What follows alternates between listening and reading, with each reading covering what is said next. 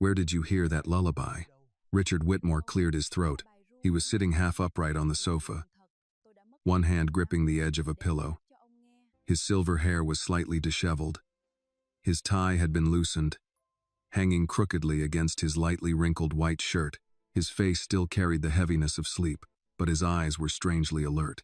That song, he said. Annie froze. Richard's eyes stayed fixed on her face. Where did you hear that lullaby? Annie swallowed hard. Her fingers tightened around the stack of folded towels, wrinkling the soft cotton in her hands. I heard it from... She stopped, embarrassed by the tremble in her voice. I'm sorry, sir. I didn't mean to sing so loudly. Before Annie could finish, Victoria Whitmore stepped in from the doorway. The sound of her heels struck sharply against the wooden floor. Annie, Victoria said, her voice soft but cold. Don't you have work to do? Why are you standing here singing, instead of taking those towels down to the laundry room? Annie's face flushed. Yes, ma'am. I was just what? Victoria cut in. Just singing in the living room while my husband is trying to rest? Richard turned toward his wife. Victoria.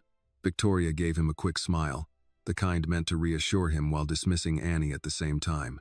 Don't worry about this, Richard. You've had a long day. The girl is new. She doesn't understand how things work in this house yet. I understand, ma'am, Annie said quietly, and immediately regretted speaking.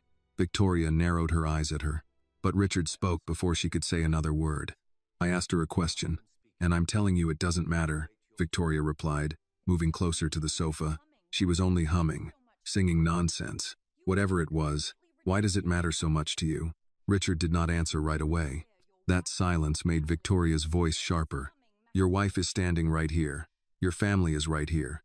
But a maid humming a few notes is suddenly more important than anything I have to say?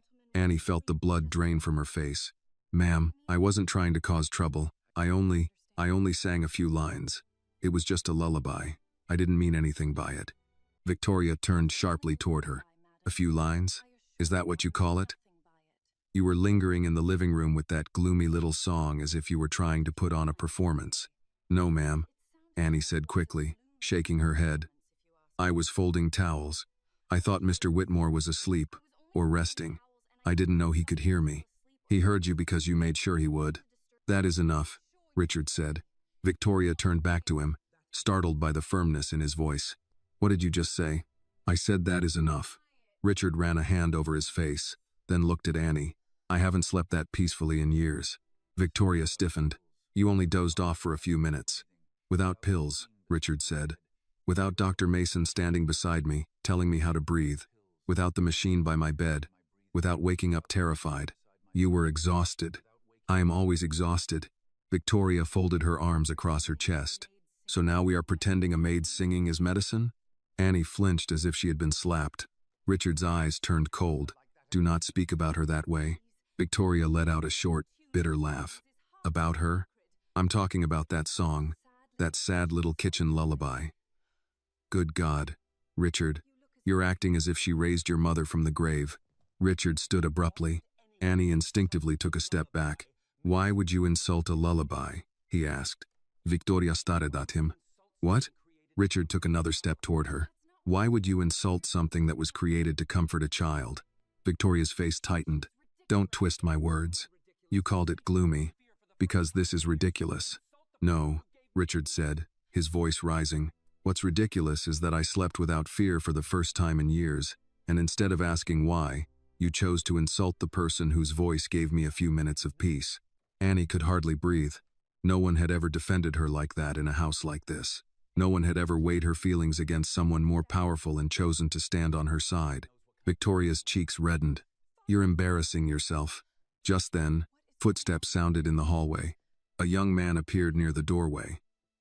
He wore a navy sweater and jeans, his blonde hair slightly tousled, as if he had just come from a study room or the gym. He stopped when he saw his father standing in the middle of the room, Annie frozen beside the table, and Victoria suddenly shining with tears. Mom? He asked. What's going on? Victoria turned to him as if she had been waiting for this exact moment. The anger disappeared from her face so quickly that Annie nearly doubted what she had seen only seconds earlier. In its place came a wounded, fragile expression, almost pitiful.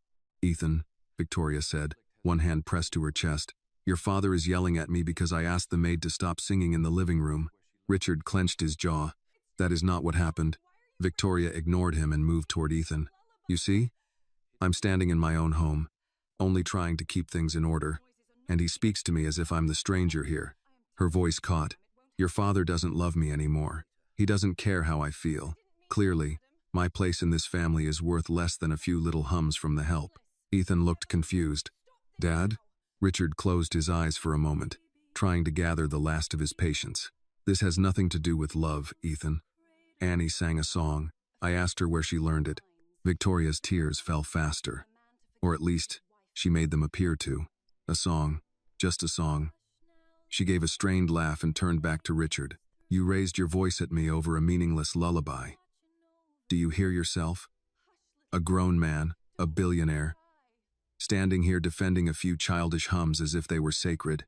Annie whispered, "Ma'am, please forgive me. I didn't mean to cause trouble." Victoria whipped toward her. "Oh, don't start with that trembling little voice." "Victoria," Richard warned, but Victoria did not stop. She tilted her head and deliberately imitated the gentle melody Annie had sung. She twisted the soft lullaby into a thin, sour, unpleasant sound. One hand swayed in the air as if rocking an imaginary baby, and then she hummed in mockery. "Is that all it takes, Richard?" she said, still dragging out the mocking tune. "A few sweet little lines and you forget who your wife is?" Annie's face burned, then went cold. That lullaby had never been a performance to her. It was the sound of her mother after a long, exhausting day at work. It was the song in their cramped apartment when Lily cried from hunger. It was the only thing that made a child believe that no matter how cruel life became, some pair of arms was still trying to hold her. And now Victoria was turning it into a joke. Richard's voice rang through the room, trembling with anger. "Stop, Victoria Froze." Richard took another step forward. His face had gone pale. "Do not ever mock that song again." Ethan straightened. "Dad, maybe we should all calm down." Richard did not take his eyes off Victoria. "No, she may be angry with me. She may misunderstand me. But she will not stand in this room and ridicule a song someone's mother once used to comfort her child."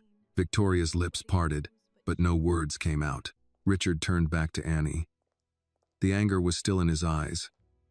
But when he spoke to her, his voice dropped very low. "I am sorry you had to hear that." Annie shook her head quickly. "It's all right, sir." "No," Richard said. "It is not all right." Victoria drew in a deep breath but said nothing. Annie hugged the stack of towels closer. "May I return to the laundry room, ma'am?" Victoria did not answer. Richard nodded once, exhaustion settling over his shoulders. "Go ahead, Annie." She stepped out carefully. As she moved down the hallway, she could still feel Ethan's confused stare, Victoria's anger, and Richard's quiet pain following her. She had only sung a few lines, just a lullaby, and yet, in a house filled with money, rules, and locked doors, those few lines had awakened something no one there was truly ready to face. Annie did not stop walking until she reached the laundry room at the end of the staff hallway. Only after the door closed behind her did she set the basket of towels on the folding table and brace both hands against the edge, trying to keep herself upright. Her heart was still beating too fast, not because she had done anything wrong, but because in this house, someone like her did not always have to do something wrong to be treated as if she had. A few minutes later, Mrs. Ellery stepped in. She was the house manager, a thin woman in her early 60s with silver hair pinned tightly at the back of her head. Her face was stern, but her eyes were not as cold as her voice. "I heard raised voices," Mrs. Ellery said. Annie picked up a towel and folded it too tightly, pressing creases into the fabric beneath her fingers. "I'm sorry, ma'am. That is not an answer." Annie lowered her eyes. "Mrs. Whitmore was upset because I was singing." "In the living room?" "I didn't know Mr. Whitmore was there. I thought he had gone upstairs." Mrs. Ellery studied her for a moment. "You should have checked first." "Yes, ma'am." A short silence passed. Then Mrs. Ellery spoke again, her voice lower this time. "But Mrs. Whitmore should not have spoken to you that way." Annie's hand stopped. She had not expected to hear that. Mrs. Ellery stepped closer and glanced toward the door, as if making sure no one was standing in the hallway. "This house has rules, Annie. Some are written down, most are not. Mrs. Whitmore does not like surprises, and Mr. Whitmore has not slept properly in years. Today, without meaning to, you touched both of those things. I didn't want to cause trouble." No one ever does. Mrs. Ellery looked at her, her voice softening only slightly, but enough for Annie to notice. Trouble usually finds the person with the least protection. She glanced toward the hallway again. Finish folding these towels. After that, you will use the small room near the staff corridor tonight. Annie looked up quickly. Tonight? Yes. Your work schedule states that during the first month there may be nights when you are required to stay in the house. Did the agency not explain that? They said I might have to stay a few nights. I didn't know it would begin today. It begins today. Mr. Whitmore requested that you not leave the house before morning. Annie's stomach tightened. Mrs. Whitmore won't like that. No, Mrs. Ellery said plainly. She will not. Annie turned back to the stack of towels in front of her. Every few seconds, she held her breath, waiting for the sound of Victoria's heels in the hallway. But it never came. Instead, the house slowly settled into its own evening rhythm, the distant sound of dishes in the kitchen, a door closing upstairs, the faint murmur of staff changing shifts behind the walls. In the living room, Richard remained standing for a long time after Annie left. Ethan stood near the door, silent and confused, unsure whether he should comfort his mother or ask his father what had really happened. Victoria dabbed at her tears with the corner of a silk handkerchief, but by now those tears looked more like performance than pain. You embarrassed me in front of the help, she said. Richard looked exhausted, but no longer weak. You embarrassed yourself when you mocked that girl.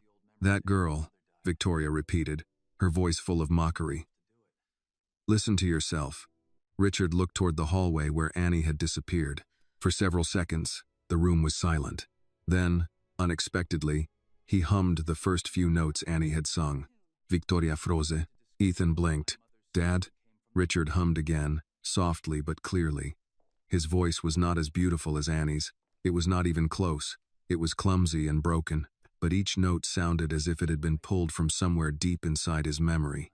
If this scene touched your heart, please like this video. Tell us in the comments where you are watching from, and subscribe to the channel for more emotional stories about hidden memories, healing, and second chances. Victoria's face hardened. Don't. Richard looked at her. Why not? It's only a useless lullaby, isn't it? You are being childish. No, mocking it was childish. You're doing this to punish me. I'm doing this because, this time, I can remember it. He hummed another line, quieter now, almost only for himself. I thought that song was gone. Victoria folded her arms. You don't even know if it's the same song. I know. How? Richard placed one hand over his chest. Not dramatically, not as a performance, simply as if the answer had been there all along. Because I felt it before I understood it. Ethan moved a little closer to the doorway. What song is it, Dad? Richard's eyes softened when he looked at his son. Your grandmother used to sing it. Grandma Margaret? Yes. I've never heard it. No, Richard said. You haven't. I stopped talking about those things after she died. Victoria turned her face away. It's just old grief, nothing more. Maybe, Richard replied. But old grief doesn't put a man to sleep. Not like that. Ethan looked toward the staff hallway. So Annie knows it? Her mother taught it to her. Victoria let out a short laugh. How convenient. Richard's face went cold. Careful. Victoria stepped closer to him. You're going to let a maid stir up this entire house because she hummed a familiar tune? No, Richard said. I'm going to find out why the song my mother used to sing came from a young woman working in my laundry room. Do you hear yourself? I hear myself more clearly than I have in years. The conversation ended there. Victoria left first, her hand tightening around the handkerchief. Ethan lingered for a few more seconds. Dad, he said quietly, are you okay? Richard looked at his son, and for the first time that day, the anger disappeared from his face. I don't know. Ethan nodded, looking as if he did not know what to do with honesty from a man who was more used to giving orders than confessing weakness. Richard sat down on the sofa. Go upstairs. After Ethan left the room, Richard leaned back and closed his eyes. At the end of the hall, Annie finished the towels and carried them to the linen closet. Afterward, Mrs. Ellery led her to the small room where she would sleep that night. The room was simple, almost bare, a narrow bed, a wooden chair, a small lamp, and a window overlooking the side garden. Extra blankets are in the bottom drawer, Mrs. Ellery said. Staff breakfast begins at 6. No wandering after 10 unless someone calls for you. Yes, ma'am. Mrs. Ellery paused at the door. And Annie? Yes? Do not sing tonight. Annie nodded. I won't. When she was alone, she sat on the edge of the bed and took out her phone. She wanted to call her mother, but it was late, and Clara needed rest, so she sent a text instead. Mom, something strange happened at work today. Mr. Whitmore heard me singing your lullaby. He asked where I learned it. I have to stay here tonight because of the job. I'll call you in the morning. I'm okay. 1 minute passed, then 2. The reply came slowly. That song, the one I used to sing when you couldn't sleep? Annie texted back. Yes, Mom. This time, Clara did not answer right away. Annie stared at the screen. The little dots appeared, vanished, then appeared again. Finally, the message came through. Don't sing that song for anyone else tonight. Call me when you can. There is something I should have told you a long time ago. Annie read the message 3 times. A strange chill traveled down her spine. She lay down without changing clothes, still wearing her blouse and work skirt, listening to the breathing of the great house around her. Somewhere upstairs, a door closed. Pipes clicked behind the wall. Far away, perhaps from the living room, she heard a low sound. At first, Annie thought it was the air conditioner. Then she realized it was Richard Whitmore. He was humming the lullaby again. At 6 the next morning, the staff kitchen smelled of coffee, toast, and bacon kept warm under foil. Annie had slept in pieces, waking each time the old house creaked or the heat clicked on behind the wall. By dawn, she had folded her blanket twice, washed her face in the small bathroom, and pinned her hair back so tightly it made her temples ache. Mrs. Ellery was already at the counter, pouring coffee into a white mug. You look like you spent the night counting ghosts. Annie reached for a plate. I didn't sleep much. That makes 2 of you. Mrs. Ellery stirred cream into her coffee. Mr. Whitmore was in the library before 5. Annie kept her eyes on the toast. Is he angry? With you? No. Mrs. Ellery took a slow sip. With the rest of his life, perhaps. Annie did not know how to answer that. She buttered 1 slice of toast, then changed her mind and put the knife down. Her stomach was too tight for food. The other staff moved around her carefully. A groundskeeper nodded good morning. The cook, Mr. Alvarez, slid a small bowl of grits toward her without comment. People in houses like this heard everything, even when they pretended not to. Annie could feel the questions hanging over the table. What did she sing? Why did Mrs. Whitmore cry? Why did Mr. Whitmore defend her? None of them asked out loud.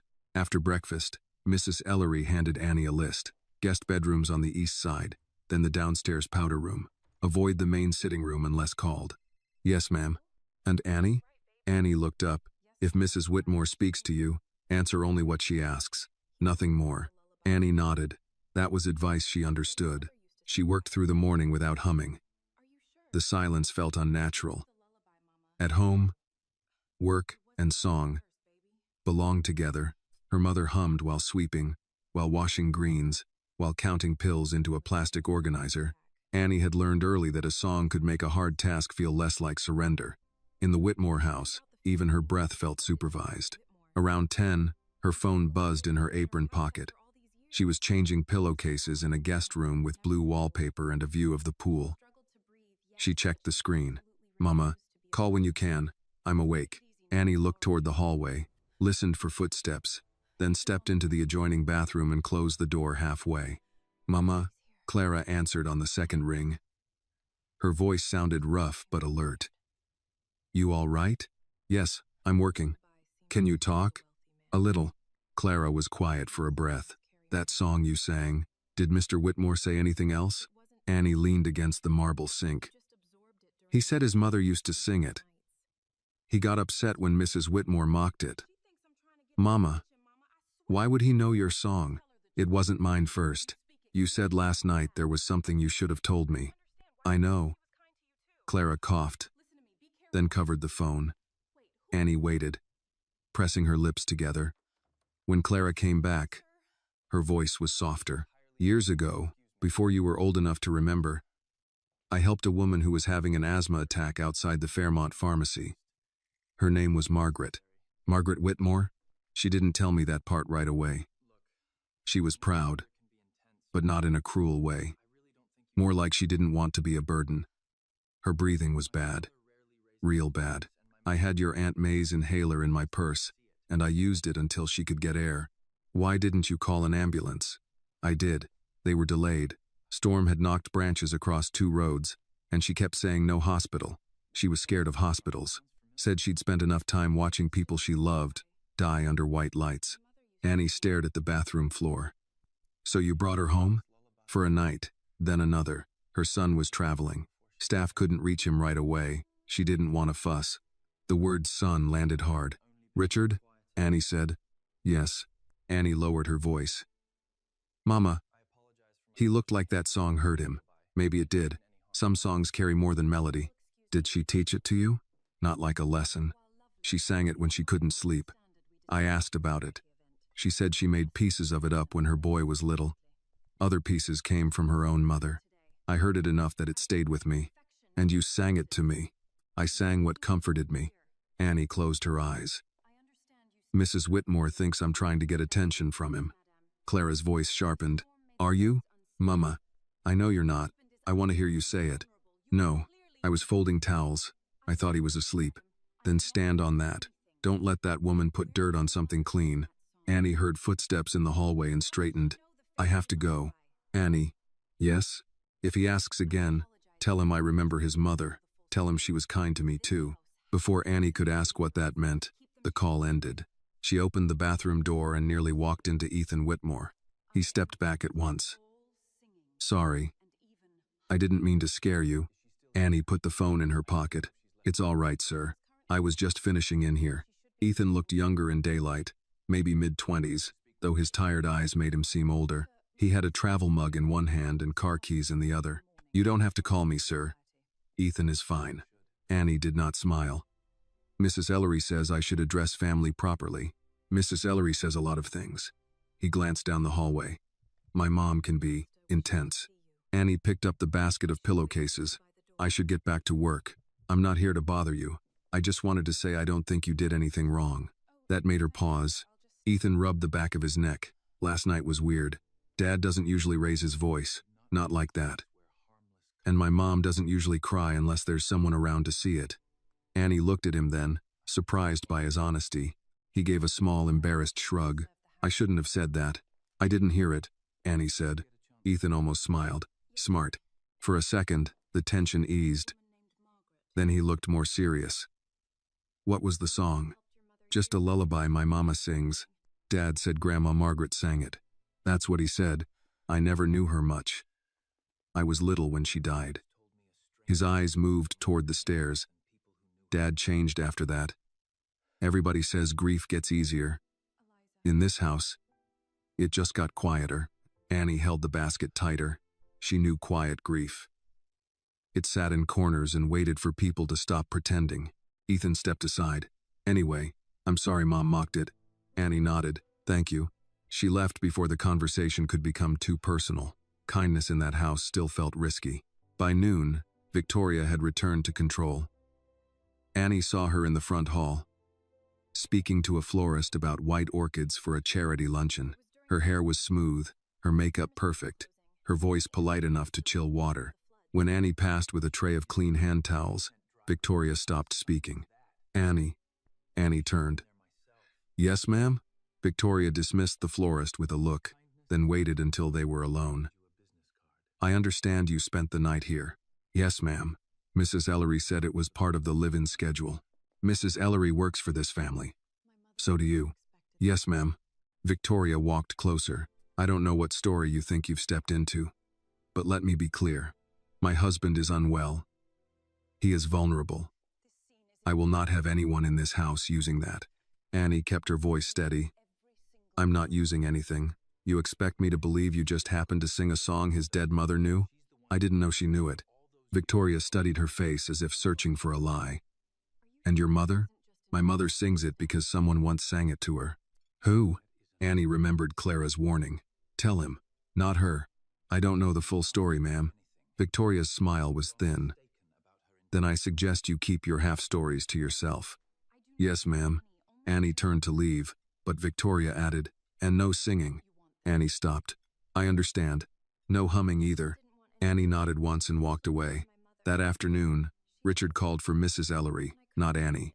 Annie heard his voice through the half-open library door while polishing the console table in the hall. Is she still here? Yes, Mr. Whitmore. Good. I'd like to speak with her after dinner. Mrs. Ellery hesitated. Mrs. Whitmore may object. I'm aware.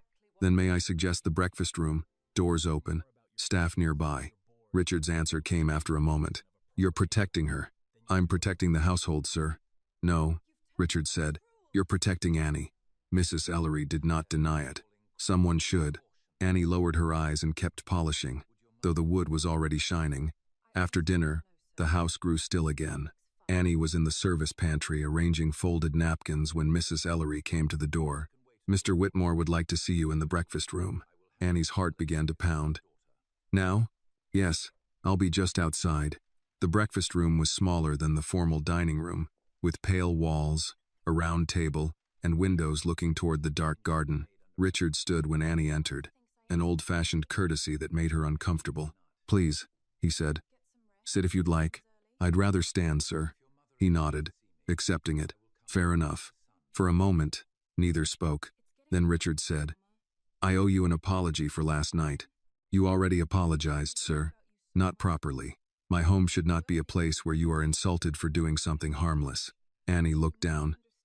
I should have been quieter, perhaps. But silence has not served this house very well. She did not know what he meant, but the words stayed with her. Richard took a breath. Did you speak with your mother? Annie's fingers tightened around each other. Yes, sir. And? My mother said she remembers a woman named Margaret. Richard went completely still. Annie continued carefully. She said she helped her once, years ago, when she was having trouble breathing. Richard gripped the back of the nearest chair. The color had drained from his face. She told me there was a woman, he whispered. My mother told me before she died. She said a stranger had shown her more kindness than people who knew her name. Annie's throat tightened. What is your mother's name? He asked. Clara Carter. Richard closed his eyes. This time, when the silence came, Annie did not feel accused by it. She felt the past entering the room, slow and heavy, carrying a song neither of them fully understood yet. Richard did not ask Annie to repeat Clara's name. He heard it clearly the first time. Still, his lips moved around it once, without sound, as if the name had to pass through some locked place inside him before it could be believed.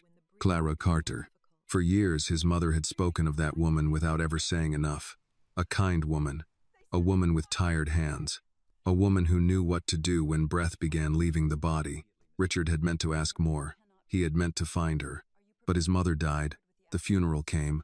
The lawyers came. The meetings came. And grief turned into work because work was easier to manage than guilt. Now the daughter of that woman stood in his breakfast room wearing a housemaid's uniform, twisting her fingers together, waiting to see whether the truth would cost her a job. Richard pulled out a chair but did not sit. Your mother helped my mother breathe. That's what she told me, sir. When? I don't know the exact year. I was little. She said it was outside a pharmacy on Fairmont Avenue. There was a storm, and the ambulance was delayed. Richard closed his eyes. Fairmont Avenue. You know it? My mother liked an old pharmacy there. Said the pharmacist still spoke to people like neighbors. He opened his eyes, and they were wet but steady. Did your mother say how long she stayed with her? 2 nights, maybe 3. Richard looked toward the dark garden beyond the window. The reflection in the glass showed him a tired man in an expensive shirt, standing too straight because if he bent, he might break. I was in Dallas, he said, a hotel acquisition. I remember because she called me the morning I left. Her breathing sounded rough. And I told her I would be back in 3 days. I said I'd send the driver if she needed anything. She laughed at me. His mouth trembled. She said, Richard, not every problem needs a driver. Annie listened without interrupting. I came home, and she told me she'd had a bad spell but was all right. She said a woman had taken her in, fed her soup, sat up with her. I asked for a name. Mother said, one day you'll learn that kindness doesn't always hand you a business card. Annie almost smiled, because that sounded like something Clara would like. Richard looked back at her. I should have looked for her. My mother never expected that. That may be true. It doesn't absolve me. Annie lowered her eyes. She was not used to hearing rich people admit fault without turning it into someone else's burden. The door opened before she could answer. Victoria stood there, one hand on the frame, her gaze moving from Richard to Annie to the chair he had pulled out. "I was told you were meeting with staff after dinner," she said. "I didn't realize it required such an intimate setting." Richard's face tightened. "The doors are open. Mrs. Ellery is in the hall." Victoria stepped inside anyway. "How proper." Annie moved back at once. "I can leave, ma'am." "No," Richard said. Victoria gave a small laugh. "Of course not." Richard turned toward her. "Annie told me her mother is the woman who helped mine years ago." Victoria's expression did not soften. If anything, it became sharper. "And you believe that?" "I remember Mother telling me." "You remember a vague story from years ago, and now this girl appears with the perfect song and the perfect mother?" Annie felt the accusation land before the words finished. "Mrs. Whitmore, I didn't know anything about your family." Victoria ignored her. "Richard, people hear things. Staff talk. Stories spread. Your mother was beloved in this city. It would not be impossible for someone to invent a connection." Richard's voice dropped. "Be careful." "I am being careful. Someone in this house has to be." Annie wanted to disappear into the wallpaper. She knew that tone. It was the tone people used when they had already decided you were guilty and were only arranging the facts to make it sound reasonable. Richard stepped between them, not dramatically, just enough. "Annie is not asking for anything." "Not yet." Annie lifted her head. "I don't want your money, ma'am." Victoria's eyes cut to her. "Then what do you want?" "To do my work." "And sing?" Annie's face warmed. "No, ma'am." Richard looked at her. "Annie." She met his eyes only for a second. "Sir, I don't want trouble for my mother." That seemed to strike him harder than anything Victoria had said. Victoria noticed. "There, see? Now we are responsible for her mother, too." Richard turned on her. "Enough." "No, Richard. You don't get to bring strange women into our private rooms. Claim they hold memories of your mother, and then tell me to be quiet in my own home. She is not a strange woman. She is an employee, and she deserves respect. She is a maid who sang a song. She is the daughter of the woman who may have cared for my mother when I wasn't there." Victoria's mouth closed. For a moment, no one spoke. Outside, rain began again. Soft at first, tapping against the breakfast room windows. Annie heard Mrs. Ellery shift in the hallway, but not enter. Richard took a breath. "I want to meet your mother." Annie looked up quickly. "Sir, if she is willing. I won't force it. I won't arrive with cameras or lawyers or anything that would embarrass her. I just want to thank her." Victoria made a sound of disbelief. "You're going to go to her house?" "Yes." "Richard, think about how this looks." He stared at her. "For once, I am." Victoria flushed. "That is not what I meant." "I know what you meant. You meant how it looks to your friends, to the board, to anyone who thinks gratitude should stay within the right zip code." Annie drew in a quiet breath. No one had ever said the quiet part that plainly in front of her. Victoria's eyes filled again, but this time Richard did not move toward her. "You are turning cruel," she said. "No," he replied. "I am tired of calling cruelty caution." The words hung in the room. Annie knew then that the song had not only woken Richard from a nap, it had disturbed the order of the house, the kind of order that kept some people comfortable and others careful. Richard looked back at her. "Would your mother see me?" "I don't know," Annie said honestly. "She doesn't like fuss, and she's not well." "Then I'll ask politely, through you." Annie nodded. "I can call her." "Not tonight," Victoria said. Richard did not raise his voice. "Tomorrow." Victoria gave him a long look, then turned and left the room without another word. Her footsteps faded down the hall, clipped and controlled. Annie released a breath she had been holding. "I'm sorry," Richard said. "You don't have to keep apologizing, sir. I do if people keep injuring you under my roof." She looked at the floor. "Mrs. Whitmore thinks I'm trying to take something." Richard's face softened. "Are you?" "No." "I know."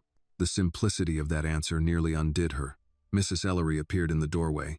"Annie, you should get some rest. Morning comes early here." "Yes, ma'am."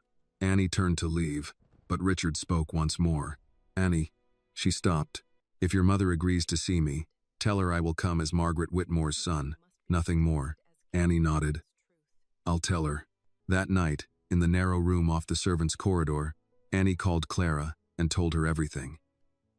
Clara listened without interrupting. though Annie heard the strain in her breathing. When Annie finished, Clara was quiet for so long that Annie thought the call had dropped. "Mama, I'm here. He wants to meet you." Clara exhaled slowly. "I figured he might. You don't have to. I know. Mrs. Whitmore doesn't believe us. That woman doesn't have to believe the sun rises for morning to come." Despite herself, Annie laughed softly. Clara coughed, then said, "Tell him he can come Sunday afternoon, after church, not before. And Annie?" "Yes, ma'am? Make sure he understands I'm not looking for a reward." "I told him. Tell him again." After they hung up, Annie lay awake in the dark. Somewhere above her, the old house settled into sleep, or tried to. She wondered if Richard was in the library again, chasing the shape of his mother's voice through silence. For the first time since taking the job, Annie understood that she had not merely entered a rich man's house. She had stepped into the unfinished grief of a family that had mistaken money for protection and silence for peace. And now, whether Victoria liked it or not, that silence had begun to crack. By Sunday afternoon, the rain had washed Atlanta clean enough to make even the sidewalks look new. Richard Whitmore sat in the back of his black sedan with a small white envelope on his lap and no idea what to do with his hands. His driver had asked twice if he wanted to bring security. Richard said no both times. He had also refused Victoria's suggestion that he send flowers first, then a lawyer, then a check through the foundation office. "You don't go empty-handed to a woman who took care of your mother," Victoria had said that morning, standing in the doorway of his dressing room with her arms crossed. "I'm not going empty-handed. A plain envelope is hardly appropriate. It's a letter." "From whom?" "From me." Victoria's mouth tightened. How touching. Richard had looked at her in the mirror. "You don't have to come." "I wasn't invited." "No, you weren't." That had ended the conversation. Now he watched the wide streets of Buckhead give way to smaller roads, older houses, corner stores, church parking lots, and barber shops with hand-painted signs. He had driven through neighborhoods like this before, usually on the way to some development site, surrounded by consultants talking about opportunity zones and tax credits. He had never arrived as a son carrying a debt. Annie had given Mrs. Ellery the address that morning. She had not ridden with him. Clara wanted her daughter home before he came, so Annie had left after breakfast in a rideshare, Richard quietly paid for through Mrs. Ellery, though he made sure Annie was not told until after the ride was booked. He had learned enough already to know that kindness could feel like control if handled carelessly. The sedan stopped in front of a small yellow house with white trim and a narrow porch. A clay pot of rosemary sat by the steps. 2 folding chairs faced the street. The lawn needed cutting, but the windows were clean and the porch swept. Richard sat still for a moment. His driver glanced back. "Want me to wait here, sir?" "Yes, but not in front of the house. Pull down a little. Give them privacy." "Yes, sir." Richard stepped out with the envelope and walked up the short path. Before he reached the porch, the door opened. Annie stood there in a pale blue blouse and dark skirt. No apron, no folded towels, no uniform to hide inside. In her own doorway, she looked younger and stronger at the same time. "Mr. Whitmore," she said. "Annie, my mama's in the kitchen. She said you can come in." He nodded and wiped his shoes carefully on the mat before entering. The house was small, but it had a warmth the Whitmore mansion had misplaced years ago. There were framed church programs on the wall, a photo of Annie in a graduation gown, a shelf of worn cookbooks, and a quilt folded over the arm of the sofa. Something was simmering on the stove, onions and chicken broth, maybe thyme. Richard stopped, just inside the door, caught by the smell. Annie noticed. "Mama made soup. I remember my mother mentioning soup. She said sick people should never be asked questions on an empty stomach." Richard almost smiled. "Your mother sounds wise." "She is." Clara Carter sat at the kitchen table in a cardigan, her hair wrapped in a soft gray scarf, a small oxygen machine nearby but not turned on. She was thinner than Richard expected, with tired eyes and hands that looked as if they had spent a lifetime working before anyone thanked them. When he entered, she began to rise. "Please don't," Richard said quickly. "Mrs. Carter, please." Clara settled back, studying him. "You look like your mother around the eyes." The word struck him harder than any greeting could have. He placed one hand on the back of a chair. "May I sit? This is a kitchen, Mr. Whitmore. Folks sit in kitchens." Annie pulled out the chair across from Clara, then moved to the stove, giving them room but staying close enough to hear. Richard sat, the envelope resting between his hands. For a moment, all the phrases he had prepared sounded useless. Clara helped him by speaking first. Annie says you heard the song. Yes. And it troubled you? It brought me peace first, then it troubled me. Clara nodded as if that made sense. That's how old memories behave. Richard looked at her hands. My mother told me someone helped her when she couldn't breathe. She never gave me your name. I asked once. Maybe twice. I should have asked again. She didn't owe you all the details while she was sick. No, but I owed her enough attention to listen. Clara did not soften the truth for him. Maybe. Annie glanced over from the stove, but Richard accepted the word. Maybe was kinder than no. I was in Dallas, he said. I told myself work couldn't wait. She told me she'd be fine. I believed the part that made my life easier. Clara leaned back in her chair. Your mother was stubborn, proud too, not mean proud, just used to handling pain with her chin up. That was her. I found her outside Fairmont Pharmacy. She had one hand on the brick wall and the other on her chest. I asked if she had an inhaler. She shook her head. Couldn't get words out. I had one in my bag because my sister May had asthma bad back then. I gave it to her, called 911, and waited. Rain started coming sideways. She kept trying to stand straight like being sick in public was impolite. Richard gave a pained laugh. That was also her. The ambulance was delayed. She didn't want to go to the hospital. Said she'd had enough of hospitals. I wasn't about to leave her there, so I brought her here. Annie was little, slept through most of it. Annie brought 3 bowls to the table and set one in front of Richard without asking. Mama thinks soup is part of every serious conversation. It is, Clara said. Richard looked down at the bowl. Chicken, carrots, celery, rice, black pepper floating on the surface. Plain, hot, human. His throat tightened. Did she eat? Some. Not enough. But she tried because I fussed at her. Richard smiled faintly. You fussed at Margaret Whitmore? I did not know she was Margaret Whitmore at the time, and after I knew, I still fussed. Breathing comes before manners. Annie hid a small smile at the stove. Clara continued. At night, she couldn't sleep. Pain and worry will do that. She asked if I minded if she sang a little. I said, Ma'am, this house has heard babies crying, bills being argued over, and my neighbor's dog barking at shadows. A song won't hurt it, so she sang. Richard did not move. The same song? He asked. The same bones of it. Words shifted. Melody stayed. Clara's eyes lowered. She said she sang it to her boy when storms scared him. Said he hated thunder but would never admit it once he got older. Richard put one hand over his mouth. Clara's voice softened. She loved you very much. He nodded, but the motion broke halfway. I know. No, Clara said gently. You know it in your head. That's not always the same as letting it reach the places that hurt. The kitchen blurred. Richard looked away, toward the small window above the sink. Outside, a neighbor pushed a lawnmower slowly along a strip of grass. Life went on with no respect for grief, and somehow that made grief easier to bear. I came to thank you, he said. Clara watched him carefully. Richard pushed the envelope across the table. This is not money, it's a letter. I wrote it because I didn't trust myself to say everything without making a mess of it. Clara did not touch it yet. I failed my mother by not finding you sooner, he said. But I am grateful she was not alone. I am grateful she was in a kitchen where someone treated her like a person, not a problem. Clara's fingers moved to the envelope. You don't need to punish yourself in my kitchen, Mr. Whitmore. Richard, please. Richard, she said, trying the name once. Your mother did not speak of you like a man who failed her. She spoke of you like a son she missed. That undid him more than accusation would have. He lowered his head, breathing through it. Annie stood still near the counter, her own eyes wet. She had never seen a man like Richard Whitmore cry at her mother's table. She had seen men shout, boast, bargain, and leave. She had seen rich men on television speak about communities they never entered.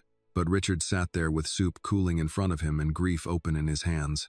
After a while, Clara opened the envelope and read the letter silently. Richard did not watch her face. He looked at the table instead, at a tiny burn mark near the salt shaker, at a scratch in the wood, at proof that this table had held real life. When Clara finished, she folded the letter once and set it beside her bowl. "Thank you," she said. "No, thank you." She gave him a look. "Don't start that back and forth. We'll be here all day." For the first time, Richard laughed. Annie did too, softly. Then Clara reached into the pocket of her cardigan. "There is something else." Annie turned. "Mama?" Clara pulled out a folded white handkerchief, yellowed with age but clean, with the letters MW stitched in pale blue thread. Richard stopped breathing for a second. "She left it here," Clara said. "I tried to return it, but she told me to keep it until she could come back for tea." Clara looked down at the cloth. "She never came back." Richard took it with both hands. The fabric was thin, soft from age. His thumb brushed the initials. "My father gave her these," he said. "A dozen, I think. She always carried one. There's something inside." Richard looked up. Clara nodded. "I didn't open it for years. When I did, I figured if the day ever came, it belonged to you." With careful fingers, Richard unfolded the handkerchief. A small slip of paper rested inside, creased and faded. The handwriting was his mother's. "If my son ever finds you, tell him I was not alone. Tell him kindness found me when my own world could not." Richard read it once, then again. The kitchen disappeared around him. Dallas disappeared. The boardrooms, the sleepless nights, the polished mansion, the years of guilt, all of it fell away until only his mother's handwriting remained. Annie's voice came softly from across the room.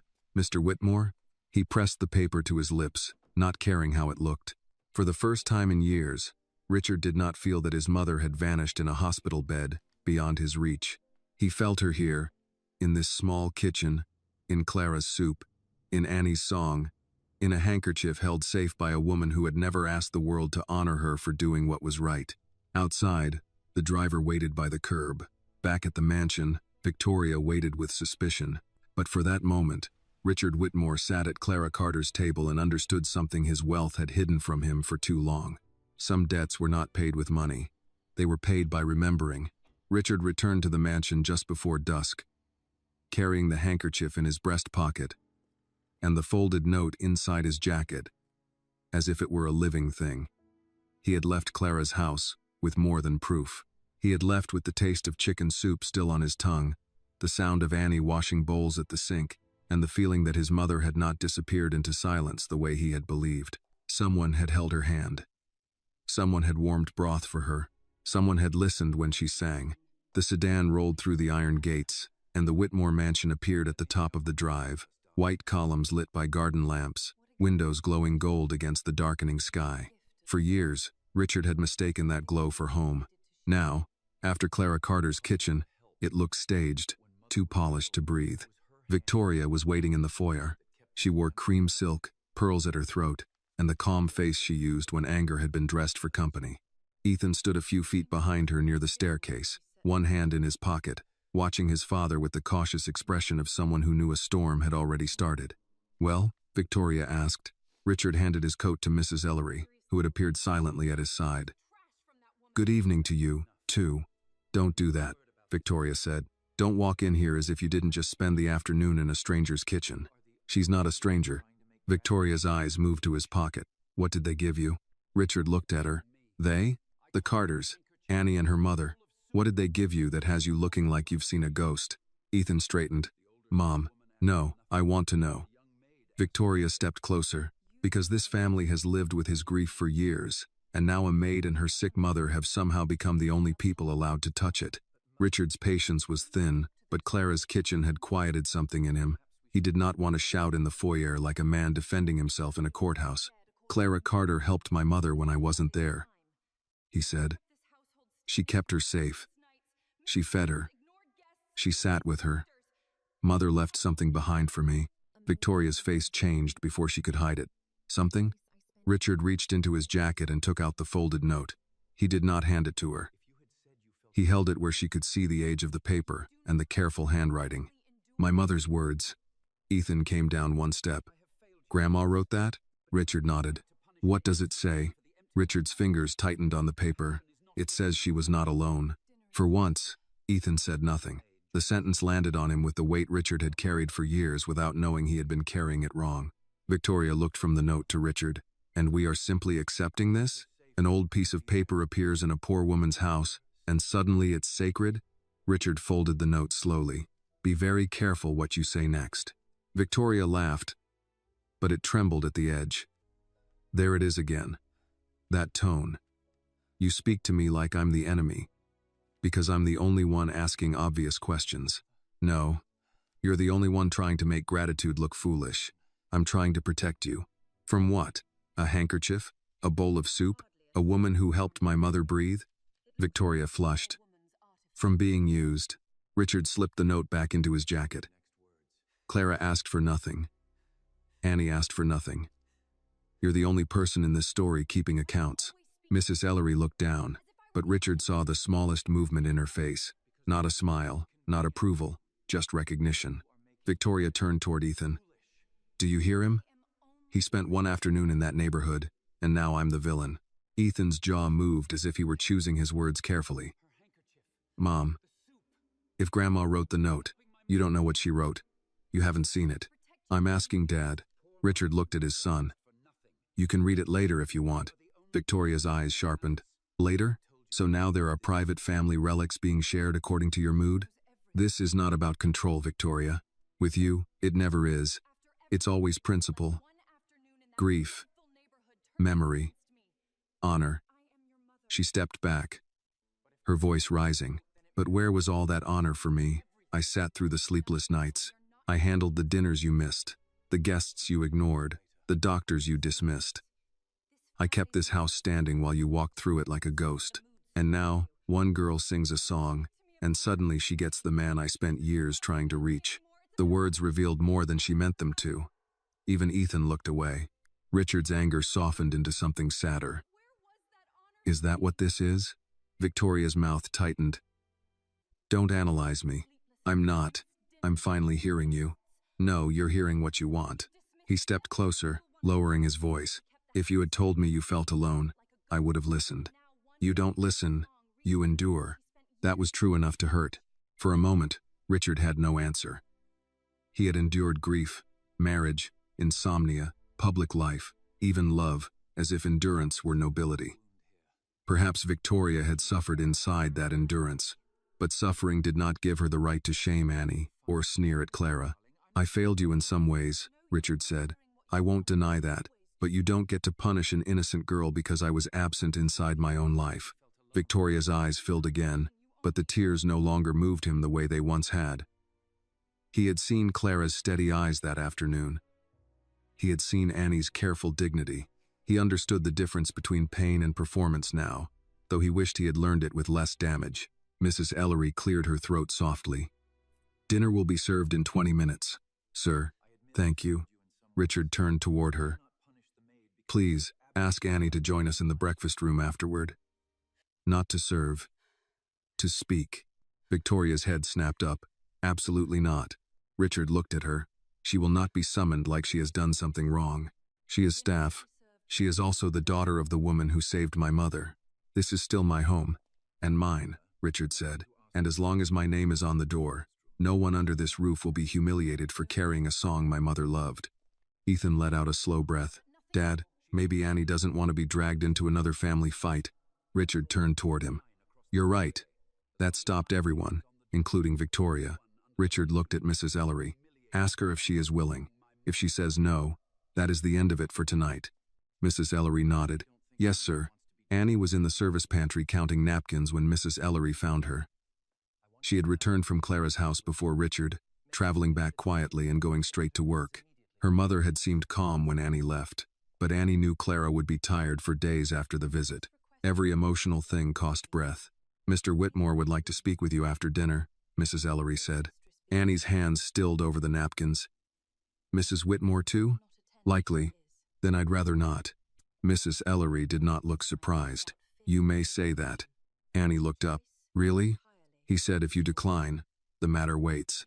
That did not sound like the Whitmore house Annie had entered 3 days ago. Is he angry? No, but Mrs. Whitmore is. Annie looked down at the neat stack of linen. She thinks Mama and I want something. Do you? No. Then let that be your spine. Annie almost smiled. My mama says things like that. Good. Listen to her. After dinner, Annie agreed to enter the breakfast room only if Mrs. Ellery remained nearby. Richard accepted before Victoria could object. Ethan sat at the table with a glass of water, looking as if he wanted to be anywhere else but knew he should stay. Annie stood near the door. "You wanted to see me, sir?" Richard rose. "I wanted to thank you for speaking to your mother." "You thanked Mama already." "I did, and I'm thanking you." Victoria sat stiffly, one hand around her wineglass. "For singing in the wrong room at the right time, apparently." Richard did not take the bait. "For telling the truth when it would have been easier to stay silent." Annie shifted. "I didn't tell much. Mama told the rest." Richard took the folded handkerchief from his pocket and placed it on the table. Annie recognized it from Clara's kitchen. Seeing it in the mansion made the room feel smaller. "My mother left this with yours," he said. Inside was a note. "It confirms what Clara told me." Victoria stared at the handkerchief as if it had insulted her. Ethan leaned forward. "Can I see it?" Richard unfolded the paper and handed it to his son. Ethan read silently.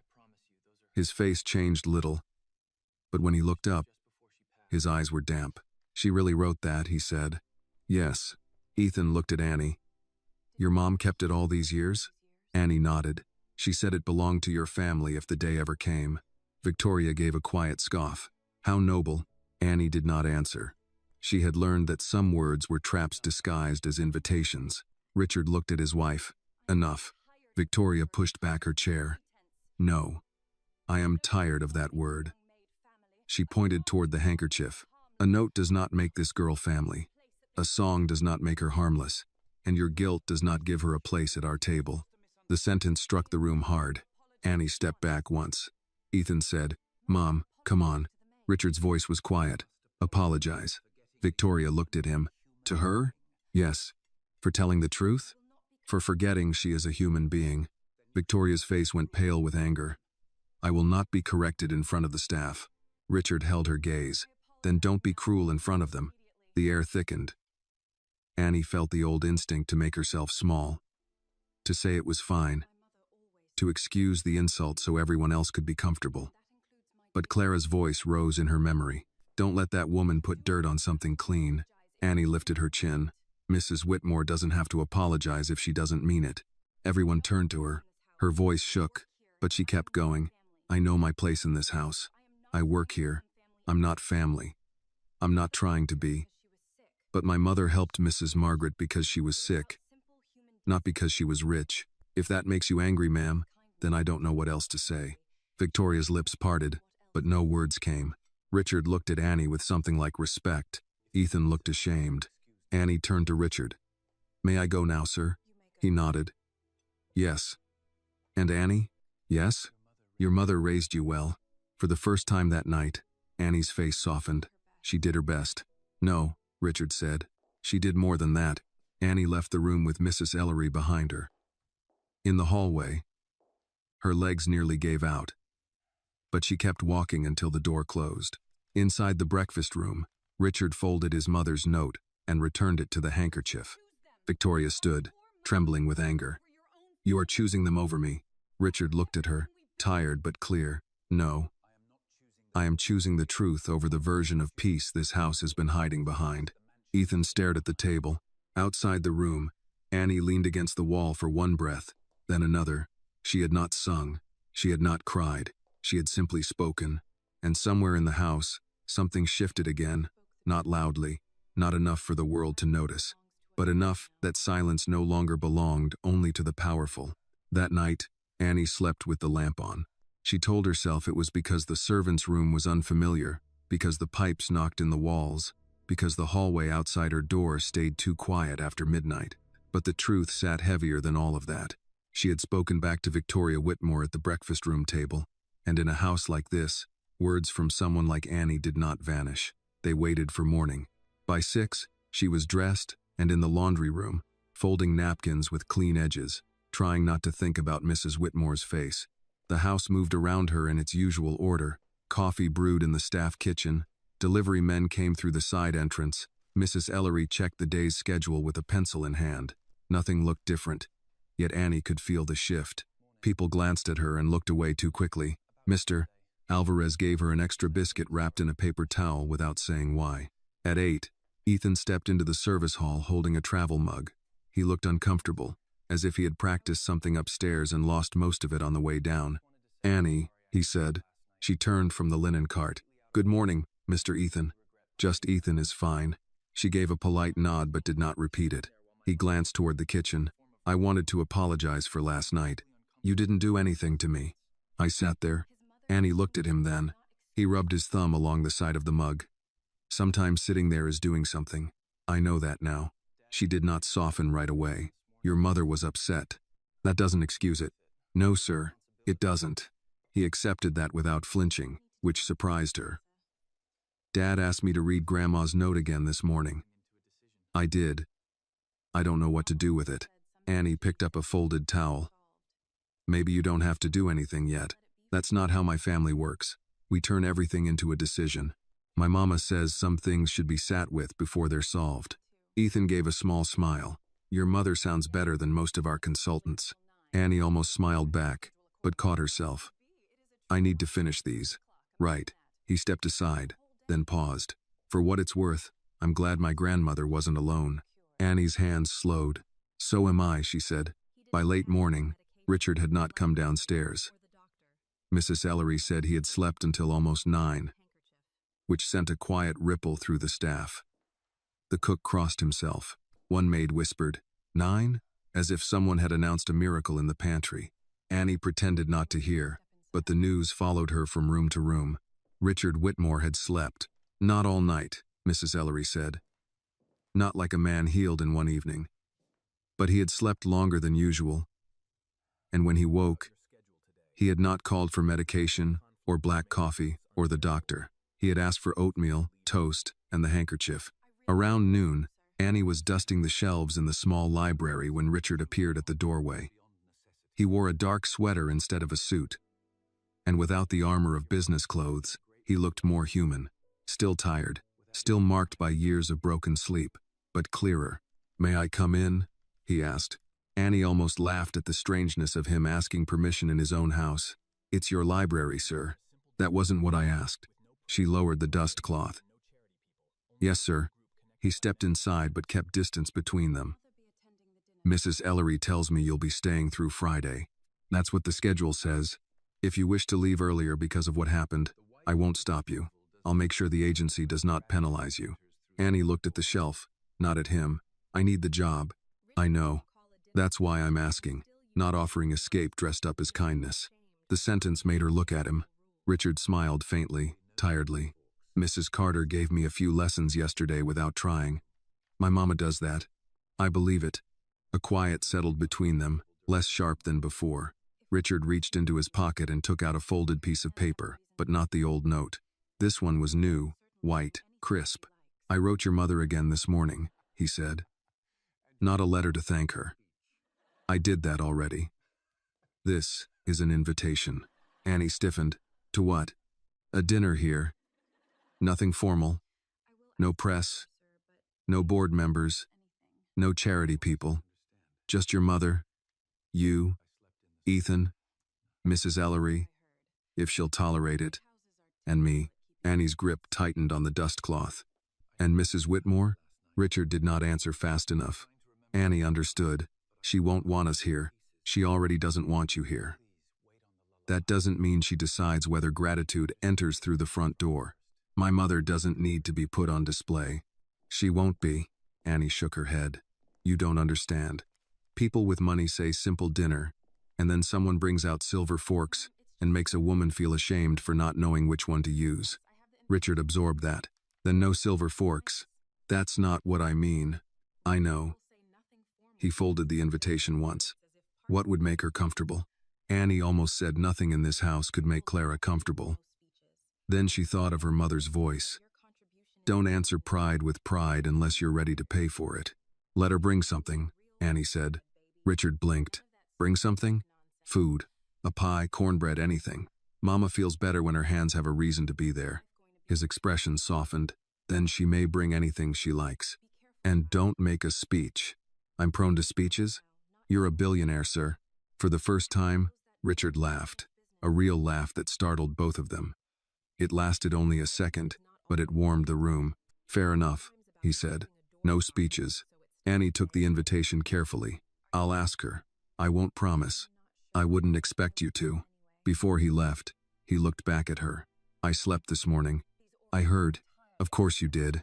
Houses are terrible at keeping secrets. This one especially. His smile faded into something thoughtful. Last night, I tried to remember the lullaby. I could only find pieces. I hummed them badly. Annie remembered hearing him through the wall. I didn't say anything. I appreciate that. He started to go, then stopped. Would it offend you if I asked you not to sing it for me yet? Annie was surprised. You don't want me to? I do, too much. That's why I'm asking myself to wait until I understand where it came from. I don't want to take comfort from something before I honor the people who carried it. Annie did not know what to do with that kind of care. It made her wary, because it sounded almost too careful. But it also sounded like a man trying to learn. I'll tell Mama, she said. Richard nodded and left. The invitation stayed in Annie's apron pocket for the rest of the afternoon. A small square of weight she could feel each time she bent or turned. She called Clara during her break. A dinner? Clara said. He said nothing formal. Rich folks say that and still put parsley on plates like it pays rent. Annie smiled. I told him no speeches. Good. And I said you should be allowed to bring something. Clara was quiet, then gave a low hum. Did you now? I thought it might help. It does. Clara coughed lightly. If I go, I'm bringing cornbread. Not that sweet cake kind either. Real cornbread. He said anything you like. And his wife? She'll be there, I think. Mem. That means no? That means I'm thinking. Clara took a breath. That woman insulted you. Yes. And he let me sit at my own table yesterday and speak my piece. Yes. And his mother left that note. Yes, ma'am. Clara sighed. Then maybe I owe Margaret one visit to her house. You don't owe anyone. No. Baby. But gratitude isn't always about debt. Sometimes it's about closing a door properly so it doesn't keep banging in the wind. Annie leaned against the pantry wall. Are you sure? No, but I'll come. That evening, Richard informed Victoria. She was in the formal dining room speaking with the florist again, replacing white orchids with pale roses, as if flowers could restore control. Ethan stood by the sideboard, scrolling through his phone but listening. Clara, Carter, and Annie will join us for dinner Thursday, Richard said. Victoria went still. No. It wasn't a question. She turned slowly. You are inviting the maid and her mother to dinner in my dining room? In our breakfast room, and Annie is not serving. She works here. Not that night. Victoria laughed under her breath. This is punishment. No, this is respect. For them. Yes. And what about respect for me? Richard looked at her for a long moment. Respect does not mean letting you mistreat people so you can feel safe. Her face tightened. You have become very brave since someone sang you to sleep. Ethan muttered, Mom, don't. Victoria shot him a look. Stay out of this. Richard's voice stayed level. Thursday, 7 o'clock. You may attend politely, or you may not attend. You would let them sit at the table without your wife? I would rather have my wife at the table with Grace. Victoria's eyes shone with anger, but she said nothing more. On Thursday evening, Clara arrived with Annie through the front door. Not the service entrance, not the back hall. The front door beneath the high white columns, where guests with last names engraved on silver invitations usually stood. Clara wore a navy dress and carried a covered pan wrapped in a clean towel. Annie walked beside her, one hand close but not touching, ready if her mother's breathing changed. Mrs. Ellery opened the door herself. Mrs. Carter, she said with a small nod. Welcome. Clara looked past her into the bright foyer, then at Annie. Well, she said softly, I suppose Margaret finally got me here for tea. Annie's throat tightened. From the top of the foyer, Richard appeared. He came down the stairs slowly, not as a host making an entrance, but as a son trying not to let emotion outrun manners. Mrs. Carter, he said. Clara lifted the covered pan a little. I brought cornbread. Richard smiled. Then this house is already better than it was 10 minutes ago. For a moment, even Annie forgot to be afraid. Then Victoria appeared at the dining room entrance, dressed in black, elegant as a closed door. Her eyes went first to Clara, then to the pan in her hands, then to Annie. How charming, Victoria said. You brought food. Clara met her gaze calmly. Yes, ma'am. Where I come from, you don't enter a house empty-handed if you can help it. Victoria smiled thinly. and where I come from, guests usually wait to be asked. Richard's expression changed, but before he could speak, Clara answered, gentle and steady. Then tonight we both get to learn something. Victoria's smile stayed in place, but the room felt colder after Clara spoke. Annie held her breath, afraid her mother had gone too far, then ashamed for thinking it. Clara had not raised her voice. She had not insulted anyone. She had simply refused to shrink at the front door. Richard stepped down into the foyer. Mrs. Carter, let me take that. Clara held the covered pan closer. No, sir, I carried it this far. I can carry it to the table. A small smile touched Richard's mouth. Fair enough. Ethan came from the hall then, dressed in a button-down shirt with the sleeves rolled once at the wrist. He looked nervous but sincere. Mrs. Carter, I'm Ethan. Clara looked him over. You're Margaret's grandson. Yes, ma'am. You have her forehead. Ethan blinked, then laughed softly. I don't think anyone's ever told me that. People miss what they don't know to look for. That quieted him. He stepped aside as Mrs. Ellery led them toward the breakfast room instead of the formal dining room. Richard had kept his word. No long table under a chandelier. No row of forks waiting to embarrass anyone. The breakfast room was warm with lamplight, the round table set for 5, and in the center sat a simple vase of yellow flowers. Not orchids, not roses. Daffodils, the kind Clara might have grown beside a porch. Annie noticed and looked at Richard. He said nothing, but his eyes told her he had chosen them on purpose. Victoria noticed too. Her mouth tightened. Clara set the cornbread on the sideboard, removed the towel, and looked around. This is a pretty room. It was my mother's favorite for breakfast, Richard said. Victoria pulled out her chair. Margaret liked many rooms. Richard ignored the edge in her voice. She said this one got the morning light right. They sat. Annie hesitated before choosing a chair, still half expecting someone to direct her back toward the kitchen. Mrs. Ellery, standing near the door, gave her a small nod. Annie sat beside Clara. Mr. Alvarez served roasted chicken, green beans, mashed potatoes, and Clara's cornbread warmed in a basket. Richard had asked that the meal be plain, not because Clara was plain, but because comfort did not need decoration. Still, the silverware shone, the glasses caught the light, and Annie's hands felt too aware of themselves.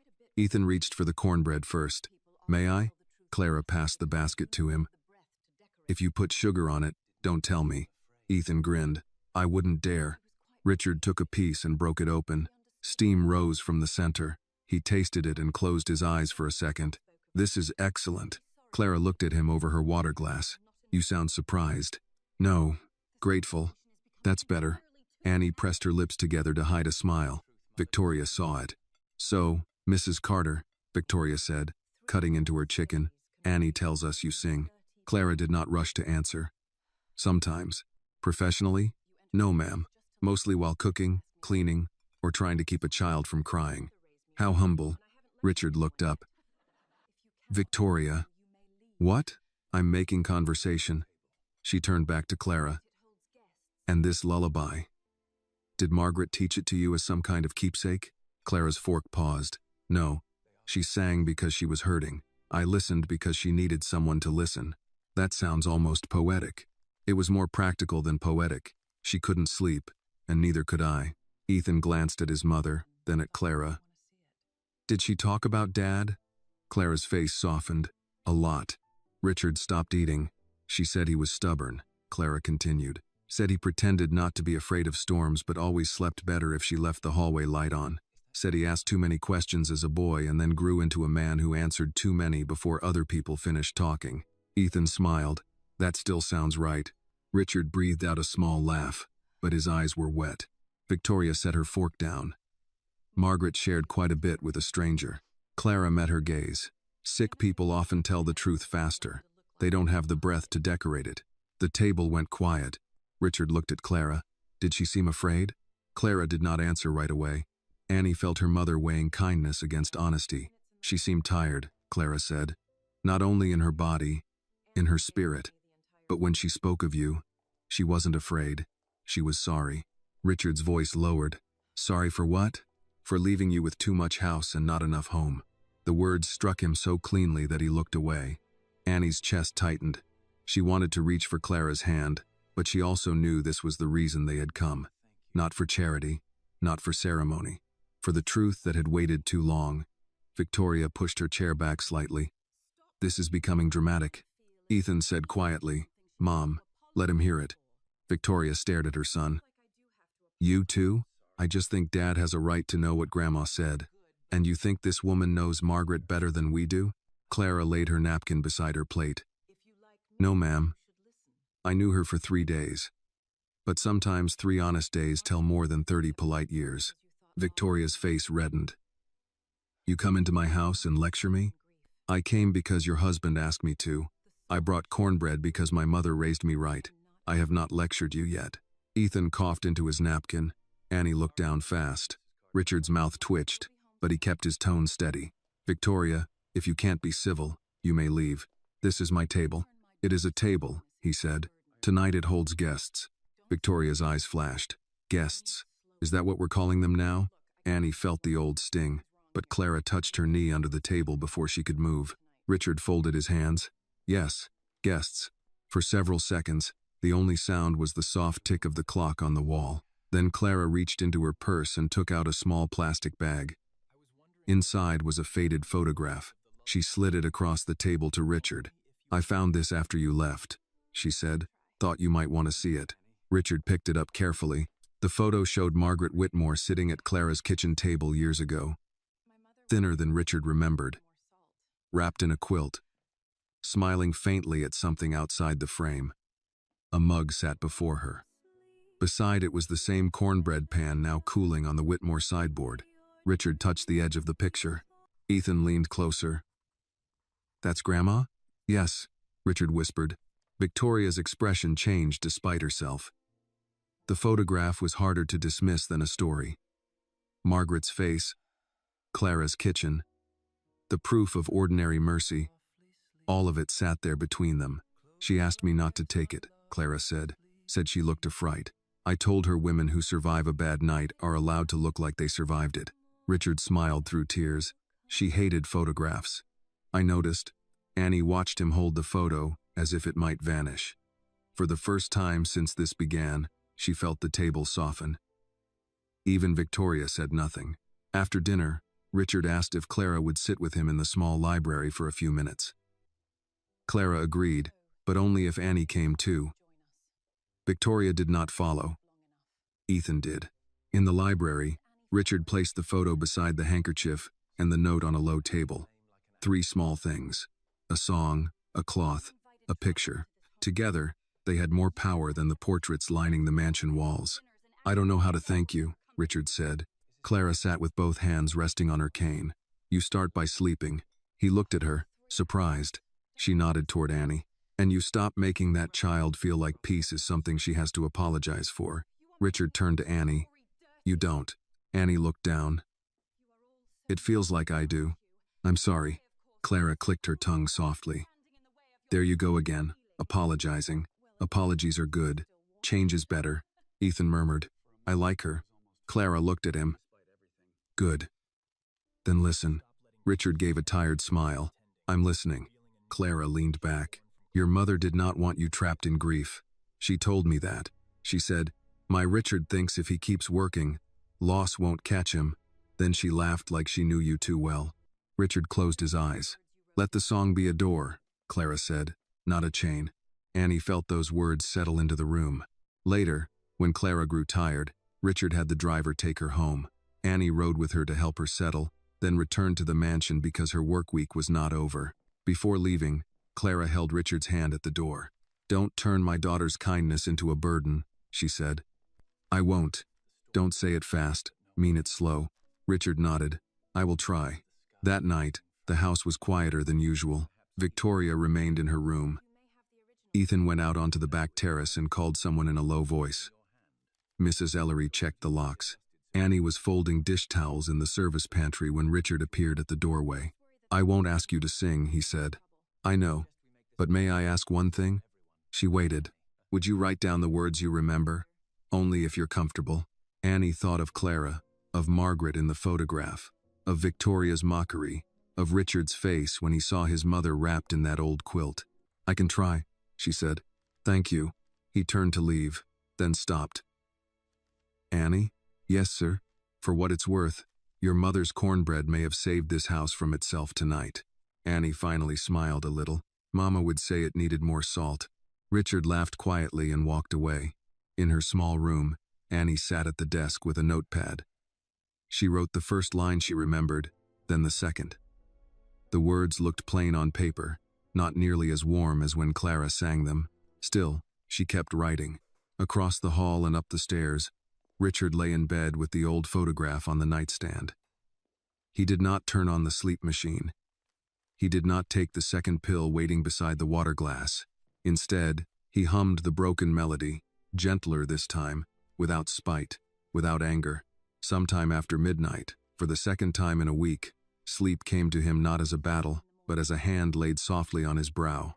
By morning, Richard knew something had changed because he woke before the alarm and did not feel angry at the day for arriving. He lay still for a while, staring at the pale light spreading across the ceiling. The photograph of his mother sat on the nightstand beside the folded handkerchief.